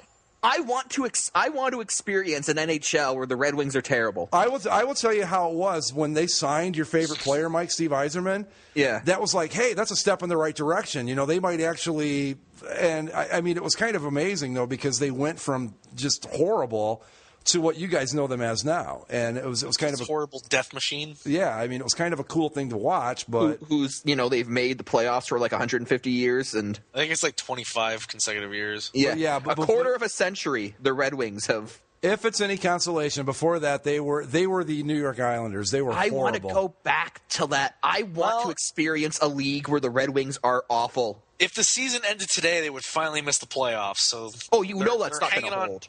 They're hanging on. That's not going to hold. They're going to squeak in on like the third. They're going to tie with like the last wild card, and then squeak in on like a third tiebreaker, and then they'll win their first round playoff series just to make us all miserable. Well, I should correct myself because since we're actually in the middle of a game right now, Detroit is currently tied with Colorado 2-2 in the third. So if they win, then they'll jump ahead of your Blue Jackets for 1 point for a second, Greg. Well, see, that was we knew we were going to. My girlfriend's off for spring break next week, so we knew we were going to go to a game, and it was between San Jose and Detroit. And the Detroit tickets were a little more expensive because we buy them off NHL Ticket Exchange, so you can get really good seats that way. Anyway. Yeah. And we were talking about it, and I said, well, we can go see them play San Jose, but they're probably going to lose because San Jose is pretty good. And it doesn't have that much impact on the playoff race, whereas Detroit, while more expensive, they're in a dogfight with these guys for the playoff thing, so we chose Detroit, and I'm glad because not only do we get to see a game that has some meaning, but I don't have to reschedule the show next week now because it would have been Thursday night for the Sharks game. Now, but wouldn't it be amazing if the Red Wings did miss the playoffs this year? Their first year back in the East, the move they had begged for years, and then they finally make it, and then they don't even make the playoffs. Oh, yeah, it would be the best thing ever. Yeah, but that won't make happen. all my dreams come true. That won't happen, though, because it's the Red Wings. Because the Red Wings like to kill dreams. Yeah. See, that's the thing. I can't really muster up the hate for the Red Wings because I remember them when they were awful, so they don't seem like this just killing machine, as you guys refer to them to me. I think of them more as like this awful team that got good and then stayed that way. But Yeah, I personally consider anyone who eats, any Leafs fan who eats at Little Caesars Pizza to be a traitor. Yeah, fair enough. And just one more random observation, guys. Are you aware that wearing a jersey with another player's name on the back does indeed make you a homosexual? Yeah, I was aware of that. I heard that this week. Yeah, I'm absolutely I still aware of haven't that. found any data to support the fact, but Well, see, I tried it because, as we all know, and this has been made abundantly clear by a lot of people, that being gay is, of course, a choice. It's a lifestyle decision. So I thought, you know what? I'm going to grab a couple jerseys with names on the back, and I'm going to wear them and see if it makes me decide. And so far, no luck. But I got a lot of jerseys to run through yet. So, we'll see what happens. Keep the experiment going and keep us posted. I will. yeah, I did wear my Cam Fowler jersey last night and did not feel any different. So. Cam Fowler, Toledo Gold Digger. There you go. Yeah. But, so anyway, Mike, I'm trying it. Now, tonight I've got my Blue Jackets jersey on, which is blank on the back, so I don't know really. And well, of course, I'm wearing my Teemu Solani T-shirt tonight. Yeah. So, obviously, all I can do is think of Teemu in shirtless in a sauna somewhere. He is Finnish. When he won the Stanley Cup, he took it to a sauna. I don't know why the Finns love saunas. Because it's super cold. Yeah, I was going to say, dude, that's the only way they can get warm. It's super cold here. Yeah, but not every day of the year. No, that's true. We do get like a couple weeks off in summer where, Or it gets actually up to like, say, 60 American freedom degrees. Oh, yeah. Those are the best. And then, it's just this for the rest of the year. But, no. I wanted to ask the esteemed Pennies if what a blank jersey meant. Because, Like if wearing, I guess that would mean you're bisexual, I suppose. I guess maybe. Yeah. I don't know. Something we'll have to work out. We'll start an experiment. We should bring him on and we can flesh out these rules and get them, codified. All right. Is that it for the NHL? Anything else? One note that Saturday is 10 years to the day since Todd Bertuzzi attacked Steve Moore in the middle of the ice. Wow. Yeah, so it's been a while. And Todd Bertuzzi still has a career. How do we get through a whole NHL segment without talking about the last two outdoor games? Because they were so. I forgot to watch both. I forgot the Chicago game on Saturday, but I did watch a little bit of the Vancouver. Well, okay, that one's dumb. First off, I forgot that the Chicago game was happening until like Thursday because I'm like, I had to go somewhere on Saturday night. I'm like, I'm going to miss the Chicago-Pittsburgh outdoor thing. Huh. Oh, well. Yeah. So then the next day, I'm sitting around and I'm like, the Vancouver-Ottawa game is on. Let me see how that is. And I turn it on to find out that the roof is closed. Because of rain. Because of rain. In Vancouver. Right. So it wasn't really an outdoor game then. No, it was a stadium game. It was a stadium game. It was a game inside of a dome. Right. Well, didn't they get a bunch of snow in Chicago on Saturday? Oh yeah, it was a blizzard. It looked really cool, and from all accounts, the people in Chicago had a good time. But it's people need to realize that they need to stop organizing outdoor winter activities in Vancouver because Vancouver doesn't get a real winter. Well, and this is something else I noticed about that game. Ottawa won the game, right? Yeah. Now, but at the end of the game, they still shut off a bunch of fireworks and stuff, which I thought was just kind of silly. I mean, I get that it's, it was the Heritage Classic or whatever they call it. Right. They've done it at all these games because it's a celebration of hockey or whatever the hell. I just thought it was kind of odd that your team just got their asses handed to them and now they're blasting off fireworks. Also, so much vintage white. Oh, yeah. Yeah, that game was hard to watch. Between the many arm stripes on Vancouver's jerseys and the vintage white pants. Against the vintage white jerseys that the Senators were wearing. Right. Yeah, and little observation I made is that they might want to make the Vancouver, the pants material just a little bit thicker next time around. So, but anyway. All right, so does that wrap it up for the NHL? Yeah, I forgot both games were happening, which is particularly telling because the Heritage Classic is supposed to be Canada's big outdoor game, and I completely forgot about it. Well, because it wasn't going to be a real outdoor game, and they had fake snow. Oh, that was the best. Yeah. Like, it at least at the California game, they acknowledged that this isn't going to snow here, so we're not going to put snow. But not only that was even more ridiculous simply because even if the roof was open, that much snow wouldn't have got in there. It wasn't even like fake snow that they made it with a snowblower. It was torn up pieces of cotton. Yeah. That they spread over. Oh God, really? Was it a 6th grade elementary school play or something? I mean, I think that's what Lee from the board said. Every Michael's Home craft store in the greater Vancouver area is out of cotton balls. But yeah, and then so the goalie for my fantasy hockey team, the Montreal Maroons, is Corey Crawford. So I like to stay up on the Hawks games, and I kept remembering that the Hawks were playing Pittsburgh. But I completely forgot it was an outdoor game. Wow. Until the next day. And I'm like, oh, right, they did that. See, I thought it was on Sunday for some reason, so I didn't even realize it was on Saturday night. But And the other thing with watching the Vancouver-Ottawa game, because you mentioned that you didn't realize it was an outdoor game, when I was watching that, based on the camera angle and with the roof and the indoor lights, yeah, if you had said that it was just a game in the Rogers Arena instead of at BC Place, I wouldn't have told you otherwise. We're like, yeah, sure. Yeah. It just, of all the games, easily the least visually appealing of any of them. Definitely. Yeah. But, all right. I mean, so far they've gotten – I mean, that was probably the worst outdoor game. In terms of the weather cooperating, they've been pretty lucky this year. Yeah, well, Chicago. I didn't see any in Chicago, so I don't know how bad it was. I mean, you got snow in Chicago. You got snow in Ann Arbor for the Winter Classic. The 2 Madison Square Garden games were sufficiently cold and snowy. My favorite was still the Anaheim LA game. I thought that was just cool as all hell. Yeah, that was pretty cool to see. I still like the idea of them holding one in the Cardinals Stadium for the Coyotes, but then having a little basketball court to the side, so that's what all the fans will watch. Well, after seeing the Vancouver-Ottawa one, we can't do these retractable roofs. Mm-hmm. They really want one in Jerry World. In Dallas? Yeah.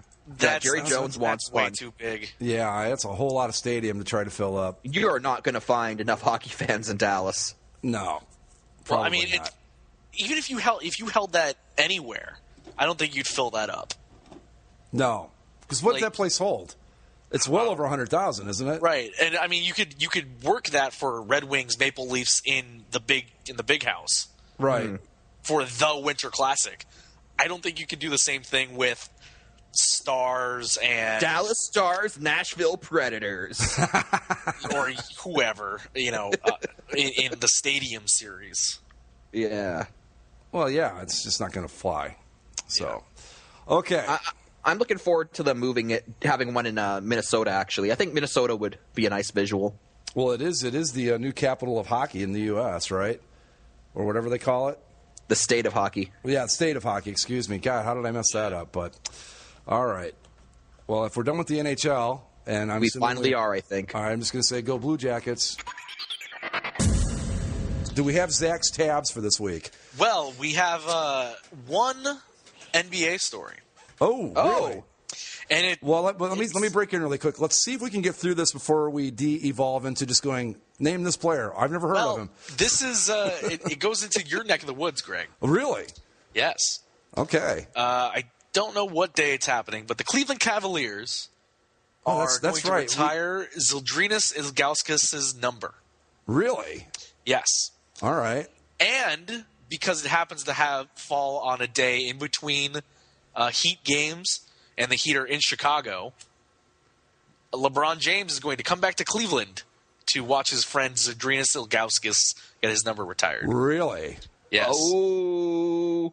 I hope that Cleveland fans will behave accordingly, although I really doubt it.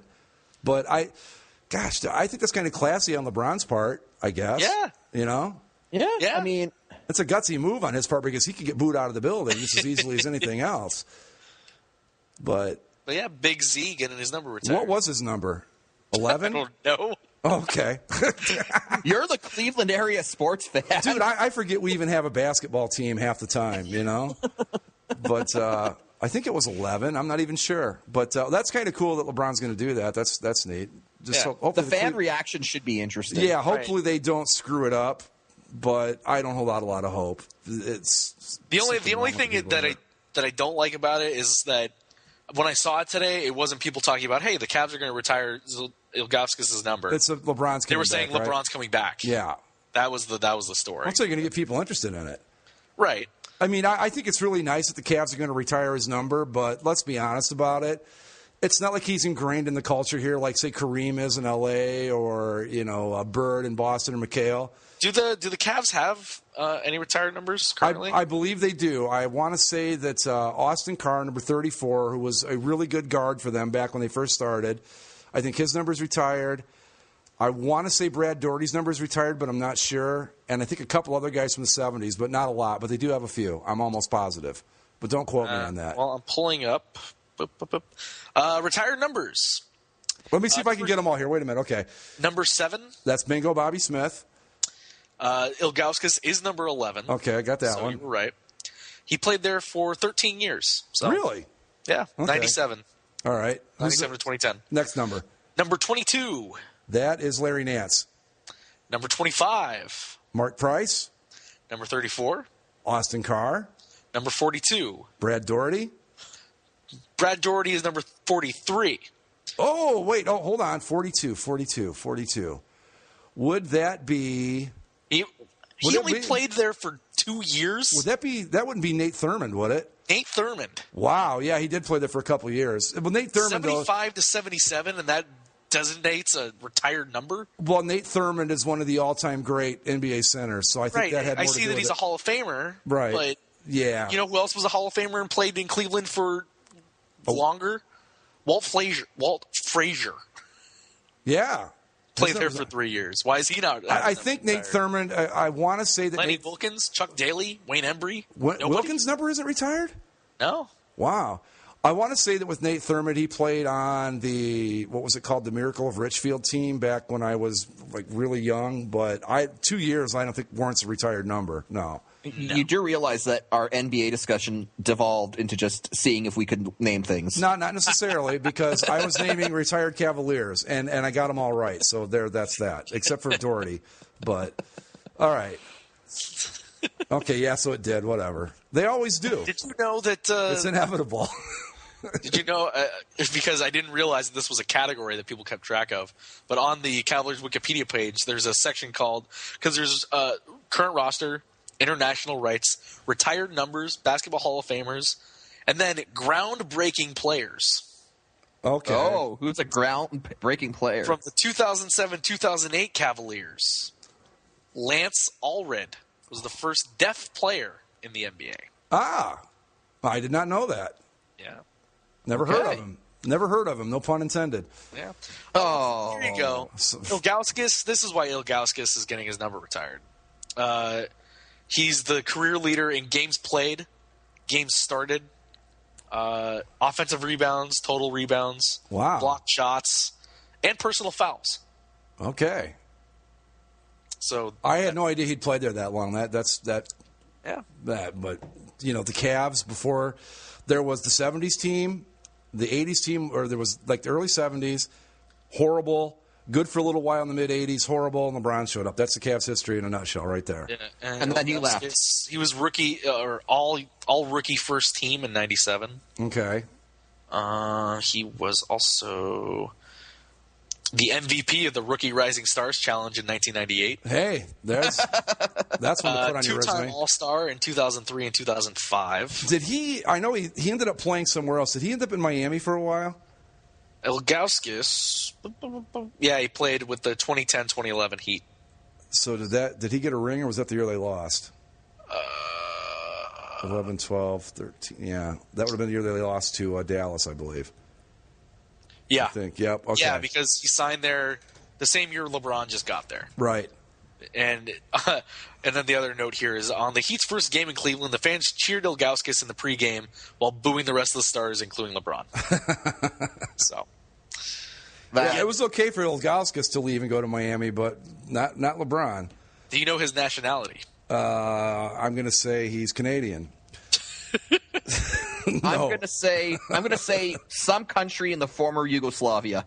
You're close. Jamaican? Try what would that be? The Baltic states?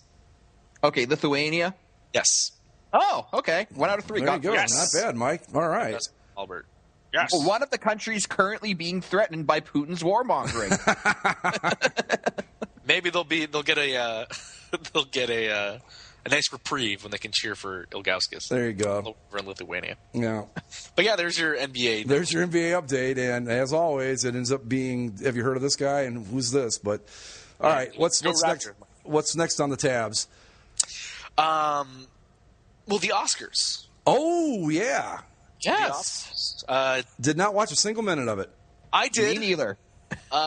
It was a lot of Ellen walking around trying to give pizza to people. Okay. I don't understand why that's a thing, but okay. Because basically, there was several bits where where what it sounded like was the producer just said, because what Ellen does like on her normal show, she'll go into the crowd and do stuff. Right. Mm-hmm. So they just basically said, "Hey, go do that, but at the Oscars." And so she would go in there and just find people and take selfies. She broke the Twitter record for most retweets when she took a selfie with Bradley Cooper, Jennifer Lawrence, Meryl Streep, Brad Pitt. Who else was in there? The star of that selfie. Have you seen the picture of the selfie? No, I have not. Oh, you have not seen the selfie? Can we get a link? Yes. I'm just going to type in selfie. Oh, God. Here we go. I will say that. We'll get to her in a minute, but go ahead. Why is that flipped? Who would flip that picture? Okay, here we go. View image, please. Copy. Paste. Selfie. All right, let's see who we got here. We've got Ellen, Bradley Cooper, Meryl Streep, Jennifer Lawrence, Jared Leto. Kevin Spacey's in the back there. Kevin Spacey is the star of this selfie. You look at everybody else, and then you just look at Spacey in the background. Oh, there's Julia Roberts. It doesn't even look like he was part of the photo op. He kind of just like wandered by. Well, here's the best part, because Spacey is obviously the king of that selfie. If you just look at it, so that led to just a flurry of photoshops. The best of which being this one right here, where they superimpose Kevin Spacey's face on everybody else's face. I like the two black Kevin Spaceys. Yeah. Yes. But so there was a lot of that. Let me pull up the winners so we can go over these. Most of them weren't too out of the ordinary. I'm glad Gravity didn't win. Well, Gravity won what everyone thought it was going to win. It won all the technical stuff. Yeah. Right. Have you guys seen it? I have not seen it. I've seen it. Was not a fan. It was all right. It's on pay-per-view right now, but I've heard that if you're not watching it on the big screen, you're kind of wasting your time. Yeah. I mean, I would still watch it just to see it. But, yeah. Winner Best Picture, as I think we called, we said 12 Years a Slave. Yeah. I think it was funny because Ellen opened up the show with one of her monologue jokes was, there's so many possibilities for who's going to win Best Picture. Either 12 Years a Slave wins, or you're all racists. Which is basically what our argument was for why they would choose it. Yeah. You make it which I saw 12 Years a Slave, really good film, but just my personal opinion, I enjoyed Wolf of Wall Street a bit more. Right, Wolf of Wall Street is probably more enjoyable, but 12 Years a Slave is probably the more Oscar type. Yeah, it was, and I'm disappointed that American Hustle did not get at least a nod for Science Oven. Still one of my favorite things. Actor in a leading role, your winner was Matthew McConaughey. Yeah. Who gave a very odd speech. Yeah. Saying that when someone asked, who's my hero, I said, my hero is me in 10 years. Yep. And then in 10 years after that, somebody asked me, well, are you your hero? No, my hero is still me in 10 years. I'm always chasing my hero. And then he finished it off by just giving everybody what they wanted with him saying, all right, all right, all right. Yeah. Actress in a leading role, which most people picked ahead of time, Cate Blanchett for Blue Jasmine, which was good because Sandra Bullock didn't deserve the win for Gravity either, because not her best performance. She just happened to be by herself in space for an hour and a half. And had George Clooney on a headset. Yeah. Oh, wait, they weren't together? No, I thought that Clooney, I thought the whole thing was there. Okay. Clooney was there at the beginning of the movie. He shows up strangely at a different point in the movie, and then that's it. Besides that, it's mostly. I mean, you can spoil it for me because I'm not that excited to see it. I don't want to ruin it for anybody else that's listening. Oh, screw them. All right, well, spoilers. No, you don't have to. That's that. all right. I'll look it up. I'll read it on Wikipedia or something. All right. But As we do on bags, I could issue a spoiler warning. screw it. No, we don't need to spoil it. Go ahead. Actor in a supporting role, as it was no surprise, Jared Leto. Now I remember when we talked about he lost this. like 80 pounds and played a transgendered woman with AIDS. We talked about this where we said that it was going to be like the Dustin Hoffman type thing where, he was so – I forget how he put it, but I saw the movie, and despite the fact that, yes, he was playing something that he's not and all that, he still killed it. I think that he absolutely deserved that win. Yeah. So I'm going to – that was also an argument that people gave for McConaughey, that he lost a lot of weight. But right. From what I can tell, it's a McConaughey world that we're all living in between absolutely. This and True Detective, which is fantastic. Have you seen it? I have not seen that yet. I've watched a couple episodes. It is. I'm still catching up though because I was late on the train, but it is good. Okay, I'll have to check it out. But yeah, I will say this about Dallas Buyers Club. It's a pretty good movie. I think it was nominated for Best Picture, wasn't it? Yeah. I don't know that I would go that far with it. And of the two performances that were nominated, Leto's performance was way better. And McConaughey was good.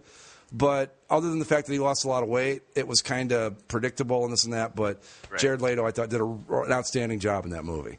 Yeah, so. It was really too bad that Bradley Cooper had to get put down in the supporting role category only to lose to that. Because I thought Cooper did really good in American Hustle with his role. I mean that perm deserved deserved an Oscar for something. Yeah. Actress in a supporting role. People actually wore those things back then, believe it or not. But actress in a supporting role was Lupita Nyong'o. Right. Nyong'o from 12 Years a Slave. No surprise there. Yeah. People wanted to give it to Jennifer Lawrence, but she won hers last year for doing a similar type performance. And I heard she fell down again this year on the red carpet this time. She got out of her limo and stepped directly into an orange traffic cone. And it was funny because the next day, Seth Meyers on his new late night show, right? He made the joke for the second year in a row. The award for least supporting of an actress is Jennifer Lawrence's legs. Nice. Yeah. I watched her acceptance speech from last year today, and after she had fallen going up the stairs, I thought it was great when they all stood up. She's like, "Go sit down. You just feel bad for me because I just fell down." I thought that was really funny on her part. No, Jennifer Lawrence is the coolest person in the planet. I mean, I can't argue that too much. And they're she's really what to look at, but yeah.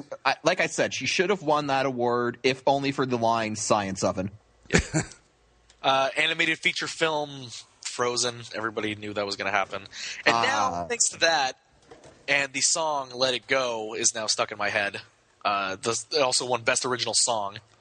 But should we? The "This Is Awesome" song for "Everything Is Awesome" from Lego Movie didn't win it. Did not get nominated, but. The best part about the Let It Go. Okay. Please tell me you saw John Travolta. I heard it. I did not see it, but I did hear it. So Idina Menzel, she's a very famous, well-known Broadway actress and singer. She was the lead in Wicked, and she's well known. She's famous for what she does. So John Travolta goes up there because somehow, for one reason or another, somebody picked him to introduce her. So he has this little speech, and then he concludes it with saying, "And now let's hear the wickedly talented one and only." Well, he said it's the wickedly talented, and he said it weird. The wickedly talented one and only Adele Dazeem. What? John Travolta? He really botched. Idina Menzel. He didn't even. John Travolta's mind was the one and only Adele Dazeem. Yeah, he didn't even come close. It was pretty bad. But speaking of Frozen and all that, did you see all the excitement about Kim Novak and her plastic surgery? No. Okay. Well, she came out with Matthew McConaughey to present. Oh, that was who that lady was? Yeah. She was weird. Yeah, very. She was strange. Very. Well, I see. Again, I have not seen it, but I heard about it. That when she talked, that her face literally did not even move. No, didn't move a whole lot, and she talked like kind of like this or something. Yeah, she sounded like she was on drugs, man. Yeah, she was out there. But yeah, I heard about the plastic surgery, and I thought it was going to be one of those horribly frightful looking things, but she just didn't look like herself. And it's hard to believe she's 81 years old in the pictures, but yeah. Yeah. But these women need to learn when it's time to step away from the knife. And yeah. But anyway, go ahead. The rest of the major categories were Gravity wins: cinematography, directing, film editing, music. The Great Gatsby won 2 Oscars. Yeah, I heard that. For costume design, for costume design and production.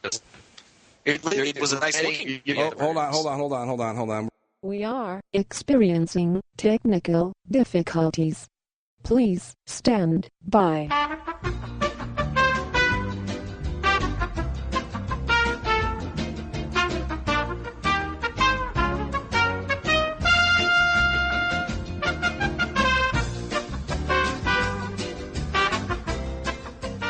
We're rolling again. But yeah, so Gatsby won a couple design awards. I didn't notice this when we looked at it the first time, but the Jackass movie, Bad Grandpa, got nominated for an Oscar. Really? Oh, for makeup that was and hairstyling. terrible. That was a terrible movie. So it was just so funny because you're sitting on the Oscars and it's like Dallas Buyers Club, Jackass presents Bad Grandpa. Do you guys, this is something I was listening to a radio show. I don't remember which one. They were talking about the Oscars. And they said that it was like a colossal snooze fest because you've got so many like technical awards and things that you just don't tune in to see. And they brought up the idea of adding new categories, like, say, best role in a comedic performance, that type of thing, to kind of move the technical. But that's what the Golden Globes do. Yeah. But you don't think that's a good idea for the Oscars? I would be okay with it, but then that'd be redundant. Yeah, that's true. I understand that there's obviously a Best Picture at the Golden Globes, but they split it up, and Golden Globes also does TV too. But I don't know. I don't know how I feel about that. No, it was an idea. Because I don't even watch the Oscars anymore, but I used to. I just don't anymore. There was one final thing that I know, Greg, you'll at least appreciate. Kevin Spacey. Yes. He came out to do his award, and he did a little ad lib, and so whoever accepted the award before him, like, she started singing. I forget what it was for. Oh, it was for one of those documentary things. She used to be like a backup singer or something. Anyway, she did this song. She was like, "Oh, I'm happy." She was doing that. So then Spacey comes out, kind of deadpan, and he puts on his Frank Underwood face. Excellent. And he goes, "I'm just happy to be out of Washington for a little while." And then everyone you could hear a big cheer from like the upper sections, like, "Oh, House of Cards!" Mike, oh my God! Mike, are you in on House of Cards? From what I've heard, I want to get into both the British and American versions because they both sound like shows I'd enjoy, but I just haven't had the time to yet. It's great. You've got to get at least the American. I've tried to watch the British version, and I'm sure it's good, but obviously it was done in the 90s, 80s. I'm not even sure. I think.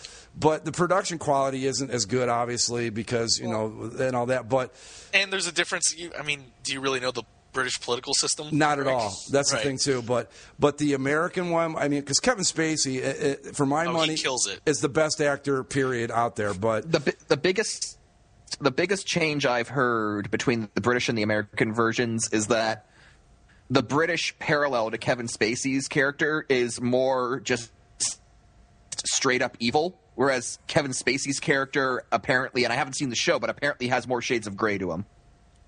Yeah. Just what I've yeah, heard. it's not a whole. It's just, well, yeah, he's not the greatest person on the planet, but he's a damn good politician. Yeah, and it's just it's all the acting in it is superb. I mean, can you think of anybody in the show, Zach, that has not done a great job in even the smallest role? I think the only guy that I'm not like thrilled with, I think the president, the guy who plays the president, has always left me kind of flat. Yeah, he does not seem at all presidential. Right. And you kind of wonder, like, how did this clown ever get elected?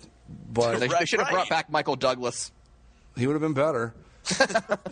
But it's a wing again. fantastic show. You mean Martin Sheen for The West Wing? Martin Sheen, Yeah. Martin Sheen. I wish there was like a way to talk about it, but the only this show has so many twists and turns. The only way to talk about it is to spoil it. Yeah, because you don't know how far along people are. It's not like we can only go so many episodes. So I will having aim the free to- ability to just watch it whenever. But when it's something new like that, you know, some people watch it all in the first weekend, and so some people try to talk to me about it, saying, "No, stop." Yep. I haven't even watched the first season yet. I'm going to do that this week. You just stop. Yep. So I knocked the whole thing out in like 2 weeks. But I need to devote some time to it because from what I've heard about it, it's something I'd really enjoy. But It's fantastic. I think you would. It's Mike, 'cause great. You enjoy politics. yes, And Well, kind of the inner workings and You're familiar with The West Wing, right? yes, Which everything's kind of positive, optimistic. yeah. You know, kind of makes you wish the American political system was actually like this. Mm-hmm. This one's the exact opposite. This one this you go, one, I think this one is more close to how politics right, actually works. yeah, Where it's not so the much most I know about it is put it in to do, whereas it's clipping people. from what I've seen just from the commercials, it's like Kevin Spacey giving like these really ominous statements where it's like, if you are weak, I will cull you from the herd. Yeah. Like, shit. he is totally badass in this. It's awesome. Yeah, he And doesn't is he get fantastic? like he assumes like he gets fairly high up in the political system, doesn't he? Yeah, Yeah, well, you're introduced to him as the majority whip in the House of Representatives. right. Uh-huh.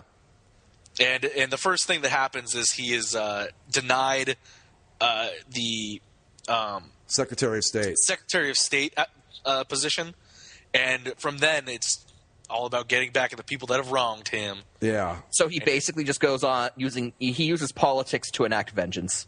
Enact vengeance, grab power, Yep. and influence. Well, do you guys and again, I don't mean to spoil anything because I haven't even seen the show, so I don't even know if what I'm saying is within the realm of possibility. Does he ever become president? Can't say.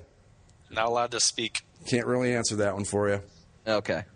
I mean, if anyone knows the House of Cards from the British version, it runs similar in terms of what the story ends up being. Mm-hmm. So I don't know if you know how the British one ends up, but I don't know how the British one ends up either. But all I know is that the British one might be more just interesting to me, at least, because the parliamentary system is so informal in how it operates. Right. So it's like in the United States, like there are orders of succession for the presidency. There's Right. rules of conduct that members of Congress have to abide by. You can only do this or that. And obviously people find ways to wiggle around within those confines. But in the British system, in the British political system, it's in Parliament, it's basically anarchy. Well, I will say this. I think I can say this. Oh, go Yeah, ahead. it's Oh, who's there? Hello? We all still here? yeah. I'm here. Okay, anyway.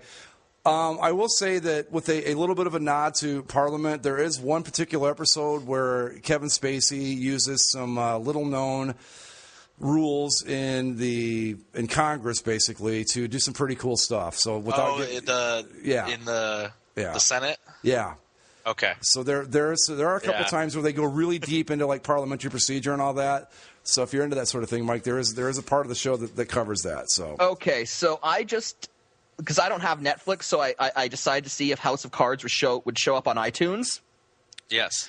I'm not seeing it directly, but I'm seeing the British version come up. But before the American version comes up, Power Rangers Dino Thunder. So if you go onto iTunes and search for House of Cards, I'm doing that right now. Power Rangers Dino Thunder shows up before the American House of Cards series. I'm going to guess. Yeah, here you go. You get House of Cards, the British version, House of Cards.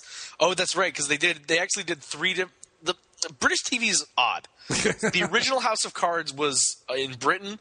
The first season of it was 4 episodes. Right. And then, so they did that one, House of Cards. Then there's a sequel called To Play the King, and the next one is The Final Cut. But anyway, so they have those 3. And then Kyle XY, Season 2. Law & Order, Season 16. Millionaire Matchmaker, Season 4. ER, Season 1. And then Power Rangers Dino Thunder. If you enjoyed House of Cards, you might enjoy Power Rangers. Yeah, I don't think Netflix would put the American House of Cards. Maybe down the road, but right now it's their exclusive, and that's what they're hanging their hat on. You can download the soundtrack. Yes, I could, but the title theme. Yeah, British TV's weird. Like, for example, I know like Sherlock, which is a fantastic series.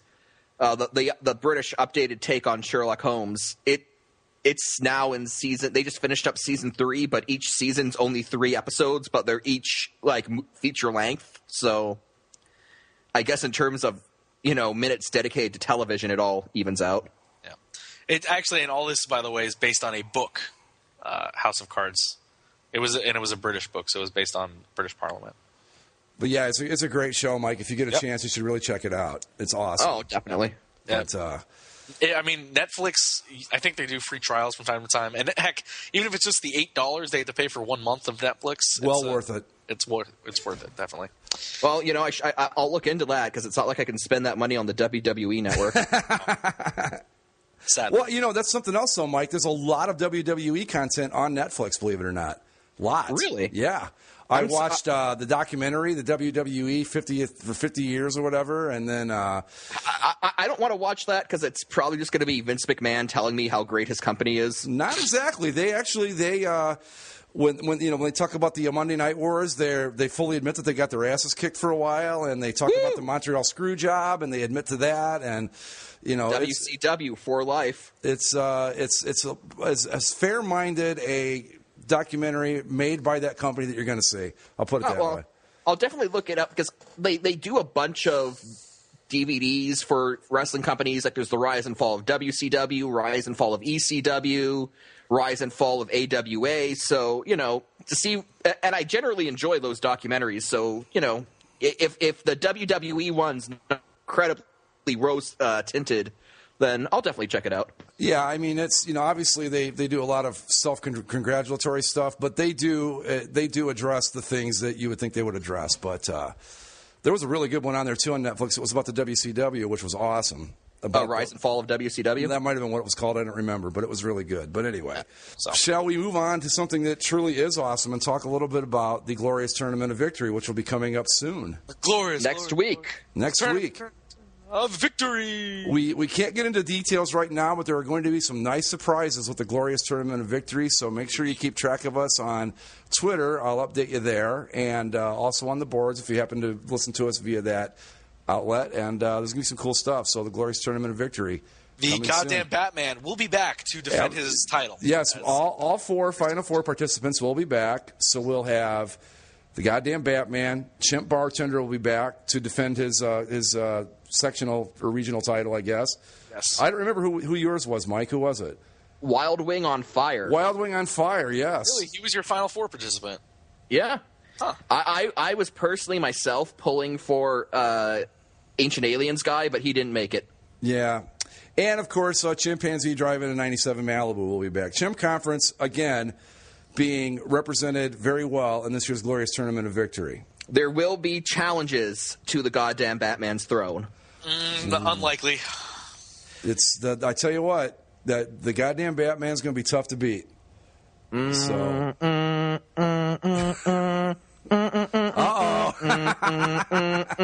Really? You think Iron Man? You're going to throw an alcoholic at the Batman? But, you don't know what Tony Stark's going to do. And the unpredictability of an alcoholic might throw the goddamn Batman off his game. You just don't know. Batman's prepared for everything. Except the unpreparable. Right, exactly. Except he prepares for everything. Well, yeah. We'll see. That will be left up to the voters. But yes, the Glorious Tournament of Victory making its triumphant return for season number, or what would it be, season 2, year 2? Season 2. Season 2 of the Glorious Tournament of Victory coming soon. Are we announcing next week all the brackets and all that? Is that the next show? Yeah, we should. Wow, I guess so. Okay, yeah. So there's that. And I do know that Kim Jong-un, glorious leader of North Korea, was upset that he did not qualify for the second year in a row. But fear not. He's already won. He's already won. North Korean state media, which has never, steered me wrong, is announcing that Kim Jong-un has already won the second Glorious Tournament of Victory, defending his title from the first one. It's going to be great to see this year's entrance, because there's been a lot. It's been a crazy season. Lots of stuff has happened, and Chimp Conference has gone crazy. Chimp Conference is just, I tell you what, if you could award the title to a conference, I think Chimp Conference is probably the SEC of the Glorious Tournament of Victory. Probably. The Alabama? The whole conference. We're talking the SEC top to bottom. You got Chimp Bartender already coming back. We know for sure. Chimp Driving to 97 Malibu. Red Inflamed Ass Chimp's having a great season. Astronaut Chimp is in the running. It's going to be something. Oh, you let the astronaut Chimp from Cosmonaut program into tournament? Did the Russians ever use The chimps? Russians use dogs. Okay. Well, they have plenty of stray ones. They've got extras. Here's the sad thing about the Russian dogs. All the American chimps made it back. The Russian dogs all suffocated. That's terrible. They didn't put enough air in their capsules for return. Dogs don't need oxygen. Dogs just need Soviet power. The dog is sustained by faith in communist union. So yeah, so the Russian cosmonaut dogs probably aren't making it because they don't have the best track record. Well, not to mention how are they going to get here? Exactly. I mean, the only reason that Colonel Sanders made it last year was because he rose from the depths to challenge. And he got knocked off early. Did he make it to the Sweet 16? I don't even remember. He did make it past Jupiter. Yeah, well, see, that was the thing, though, and this is something that I really credit our audience for. Someone, not when the tournament was going on, but just a month or two ago, went back, listened to the show, looked at the brackets, and found out that there was a mix-up in the seeding in the tournament, and that's why Jupiter got knocked off. So you got to respect that. I don't remember who it was, but it's on the thread on the boards, and I was just impressed as hell that they went to all the trouble. But yeah. next year, I'm looking forward to it. I mean, next week, I'm looking forward to it. I know you guys are looking forward to it. Over at Bags, we are putting together a kick-ass bracket. The Transformers Conference is looking promising. Deathsaurus let us down last year, but this year we've got some promising entries. And, of course, Iron Man has emerged as a challenger. I'll tell you who's having a sneaky good season, too, is the Nudist Colony Conference. Sneaky good this year. May not have enough to make the Final Four, but they're sneaky good. And, the Gaffers Tape Conference, that was like a one-and-done type of thing. They rose up. They were kind of like, what was that team from Florida Gulf Coast last year? That's who they were like. So I just found this because somebody posted it, and this will be our last bit of real news. Okay.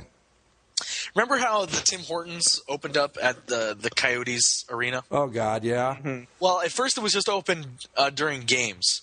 But starting Monday, it will be open from 9 a.m. to 3 p.m. every every day. All right. Regardless of if there's a I game. need to go to Phoenix.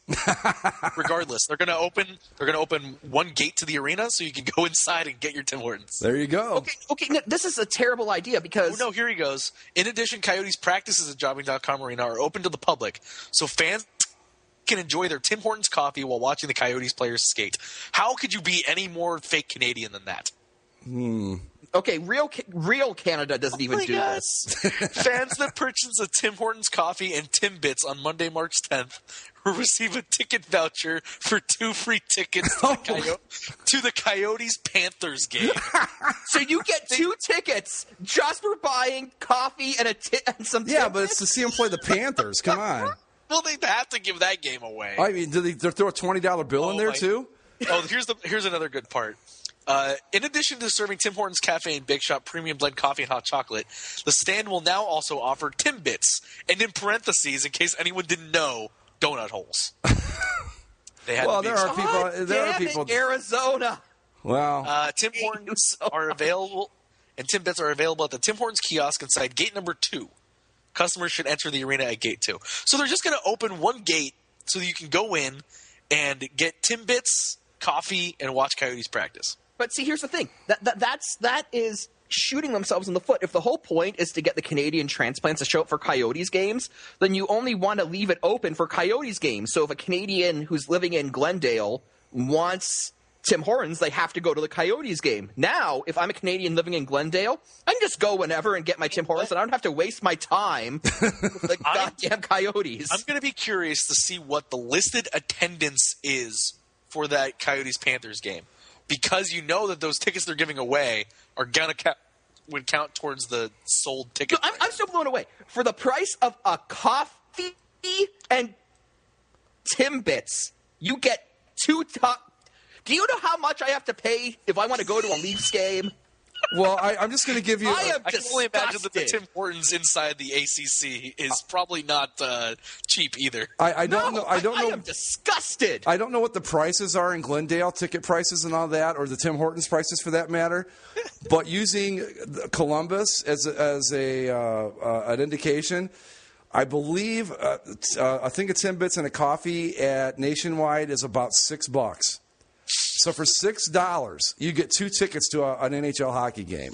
Yep. Wow. Times are tight in Glendale, folks. I am disgusted. Screw you, Glendale. Screw you and your shitty hockey team. Stupid city council. $6 American will get you not 1, but 2 tickets to see them play the Panthers. I don't know if I'd go. I just want to go get my coffee, man. Yeah, it's like, here, you want these tickets? I don't know. But take them in, I guess, and then just give them to some random person you see on the street. all right. I am so pissed off. I am legitimately angry. $6. It might be 10. I mean, maybe $10, but still. I'm going to go to the Tim Hortons, down the street after we're done recording. I'm going to order some Timbits and a coffee, and I'm going to see if I get. And I'm going to complain that I don't get my Leafs tickets. Can I see your manager, please? Excuse me, why? I want 2 tickets to the Maple Leafs. What? They're giving them away in Phoenix. There aren't a lot of, as a Blue Jackets fan, there aren't a lot of teams you can look down your nose at, but I think we can do that with Glendale and the Coyotes at this point. Wow. $10. That's got, it might be a little more. By the way, here's Canada Fest. Is this from Coyotes co-owner, president, and CEO Anthony LeBlanc? Oh, LeBlanc's the best. We are excited to have our Tim Hortons stand open to the public 7 days a week. We are also very pleased to be able to offer customers Tim Hortons' delicious Timbits. We hope coffee and donut lovers in the West Valley come to Jobbing.com Arena to try Tim Hortons' great products. What does it say? Blow me. Your franchise, you're hanging your hat on donuts and coffee. It's just, oh my God. I'm going. I'll tell you what, Mike. I'm gonna when I go to the game Tuesday at Columbus, I will look and see. Maybe it costs more than $6. Would that make you feel a little bit better? No, it won't, because whatever it is, it's still. God damn it! Two tickets to NHL hockey. It might be like $8, maybe 10. I don't know. But anyway, on that note, follow us on all of our platforms at Basically Sports. The website is basicallyasportshow.com. Email us at basicallyasportshow@gmail.com, and Spreaker, iTunes, YouTube, Podomatic, and all the other stuff. Basically a Geek Show, of course. We'll be back again for another, episode tomorrow. The eighth wonder of the world, as they're calling it. So with that, you guys got any final thoughts? Oh, no. Go screw yourselves, Coyotes. I'm really craving a Timbit now after reading a whole article about them. Are you aware that they are donut holes, Zach? Yeah, but they're not just donut holes, Mike. They're not just donut holes. They're crazy Canadian pixie dust. Yeah, no, they are. If it was feasible for me to drive back and forth to Glendale every day just to get some coffee and Timbits in the morning, I'd do it. Well, it might be worth your while. You get a couple hockey tickets on top of it. You know what? If I still lived in Glendale, I would get up early and go on my way to class. It wouldn't surprise me if you were the only one there. You know what? I'd be supporting them wholesale. There you go. I don't want some cherry Timbits now. Well, God, my mouth is watering. Damn you. These Coyotes, Zach, they just... I can go get Timbits as soon as we're done here. You can... Yeah, but you have to trudge through 10 feet of snow. No, that is true. I do have to do that. All right. That's just to get to my car. That's going to wrap it up for this. Tim Hortons is on Instagram. I don't think I should do that to myself. That'd just be torture. Yeah, it would. Okay, that's going to do it for this week. We'll see y'all next time on Basically a Sports Show. Bye-bye. See ya.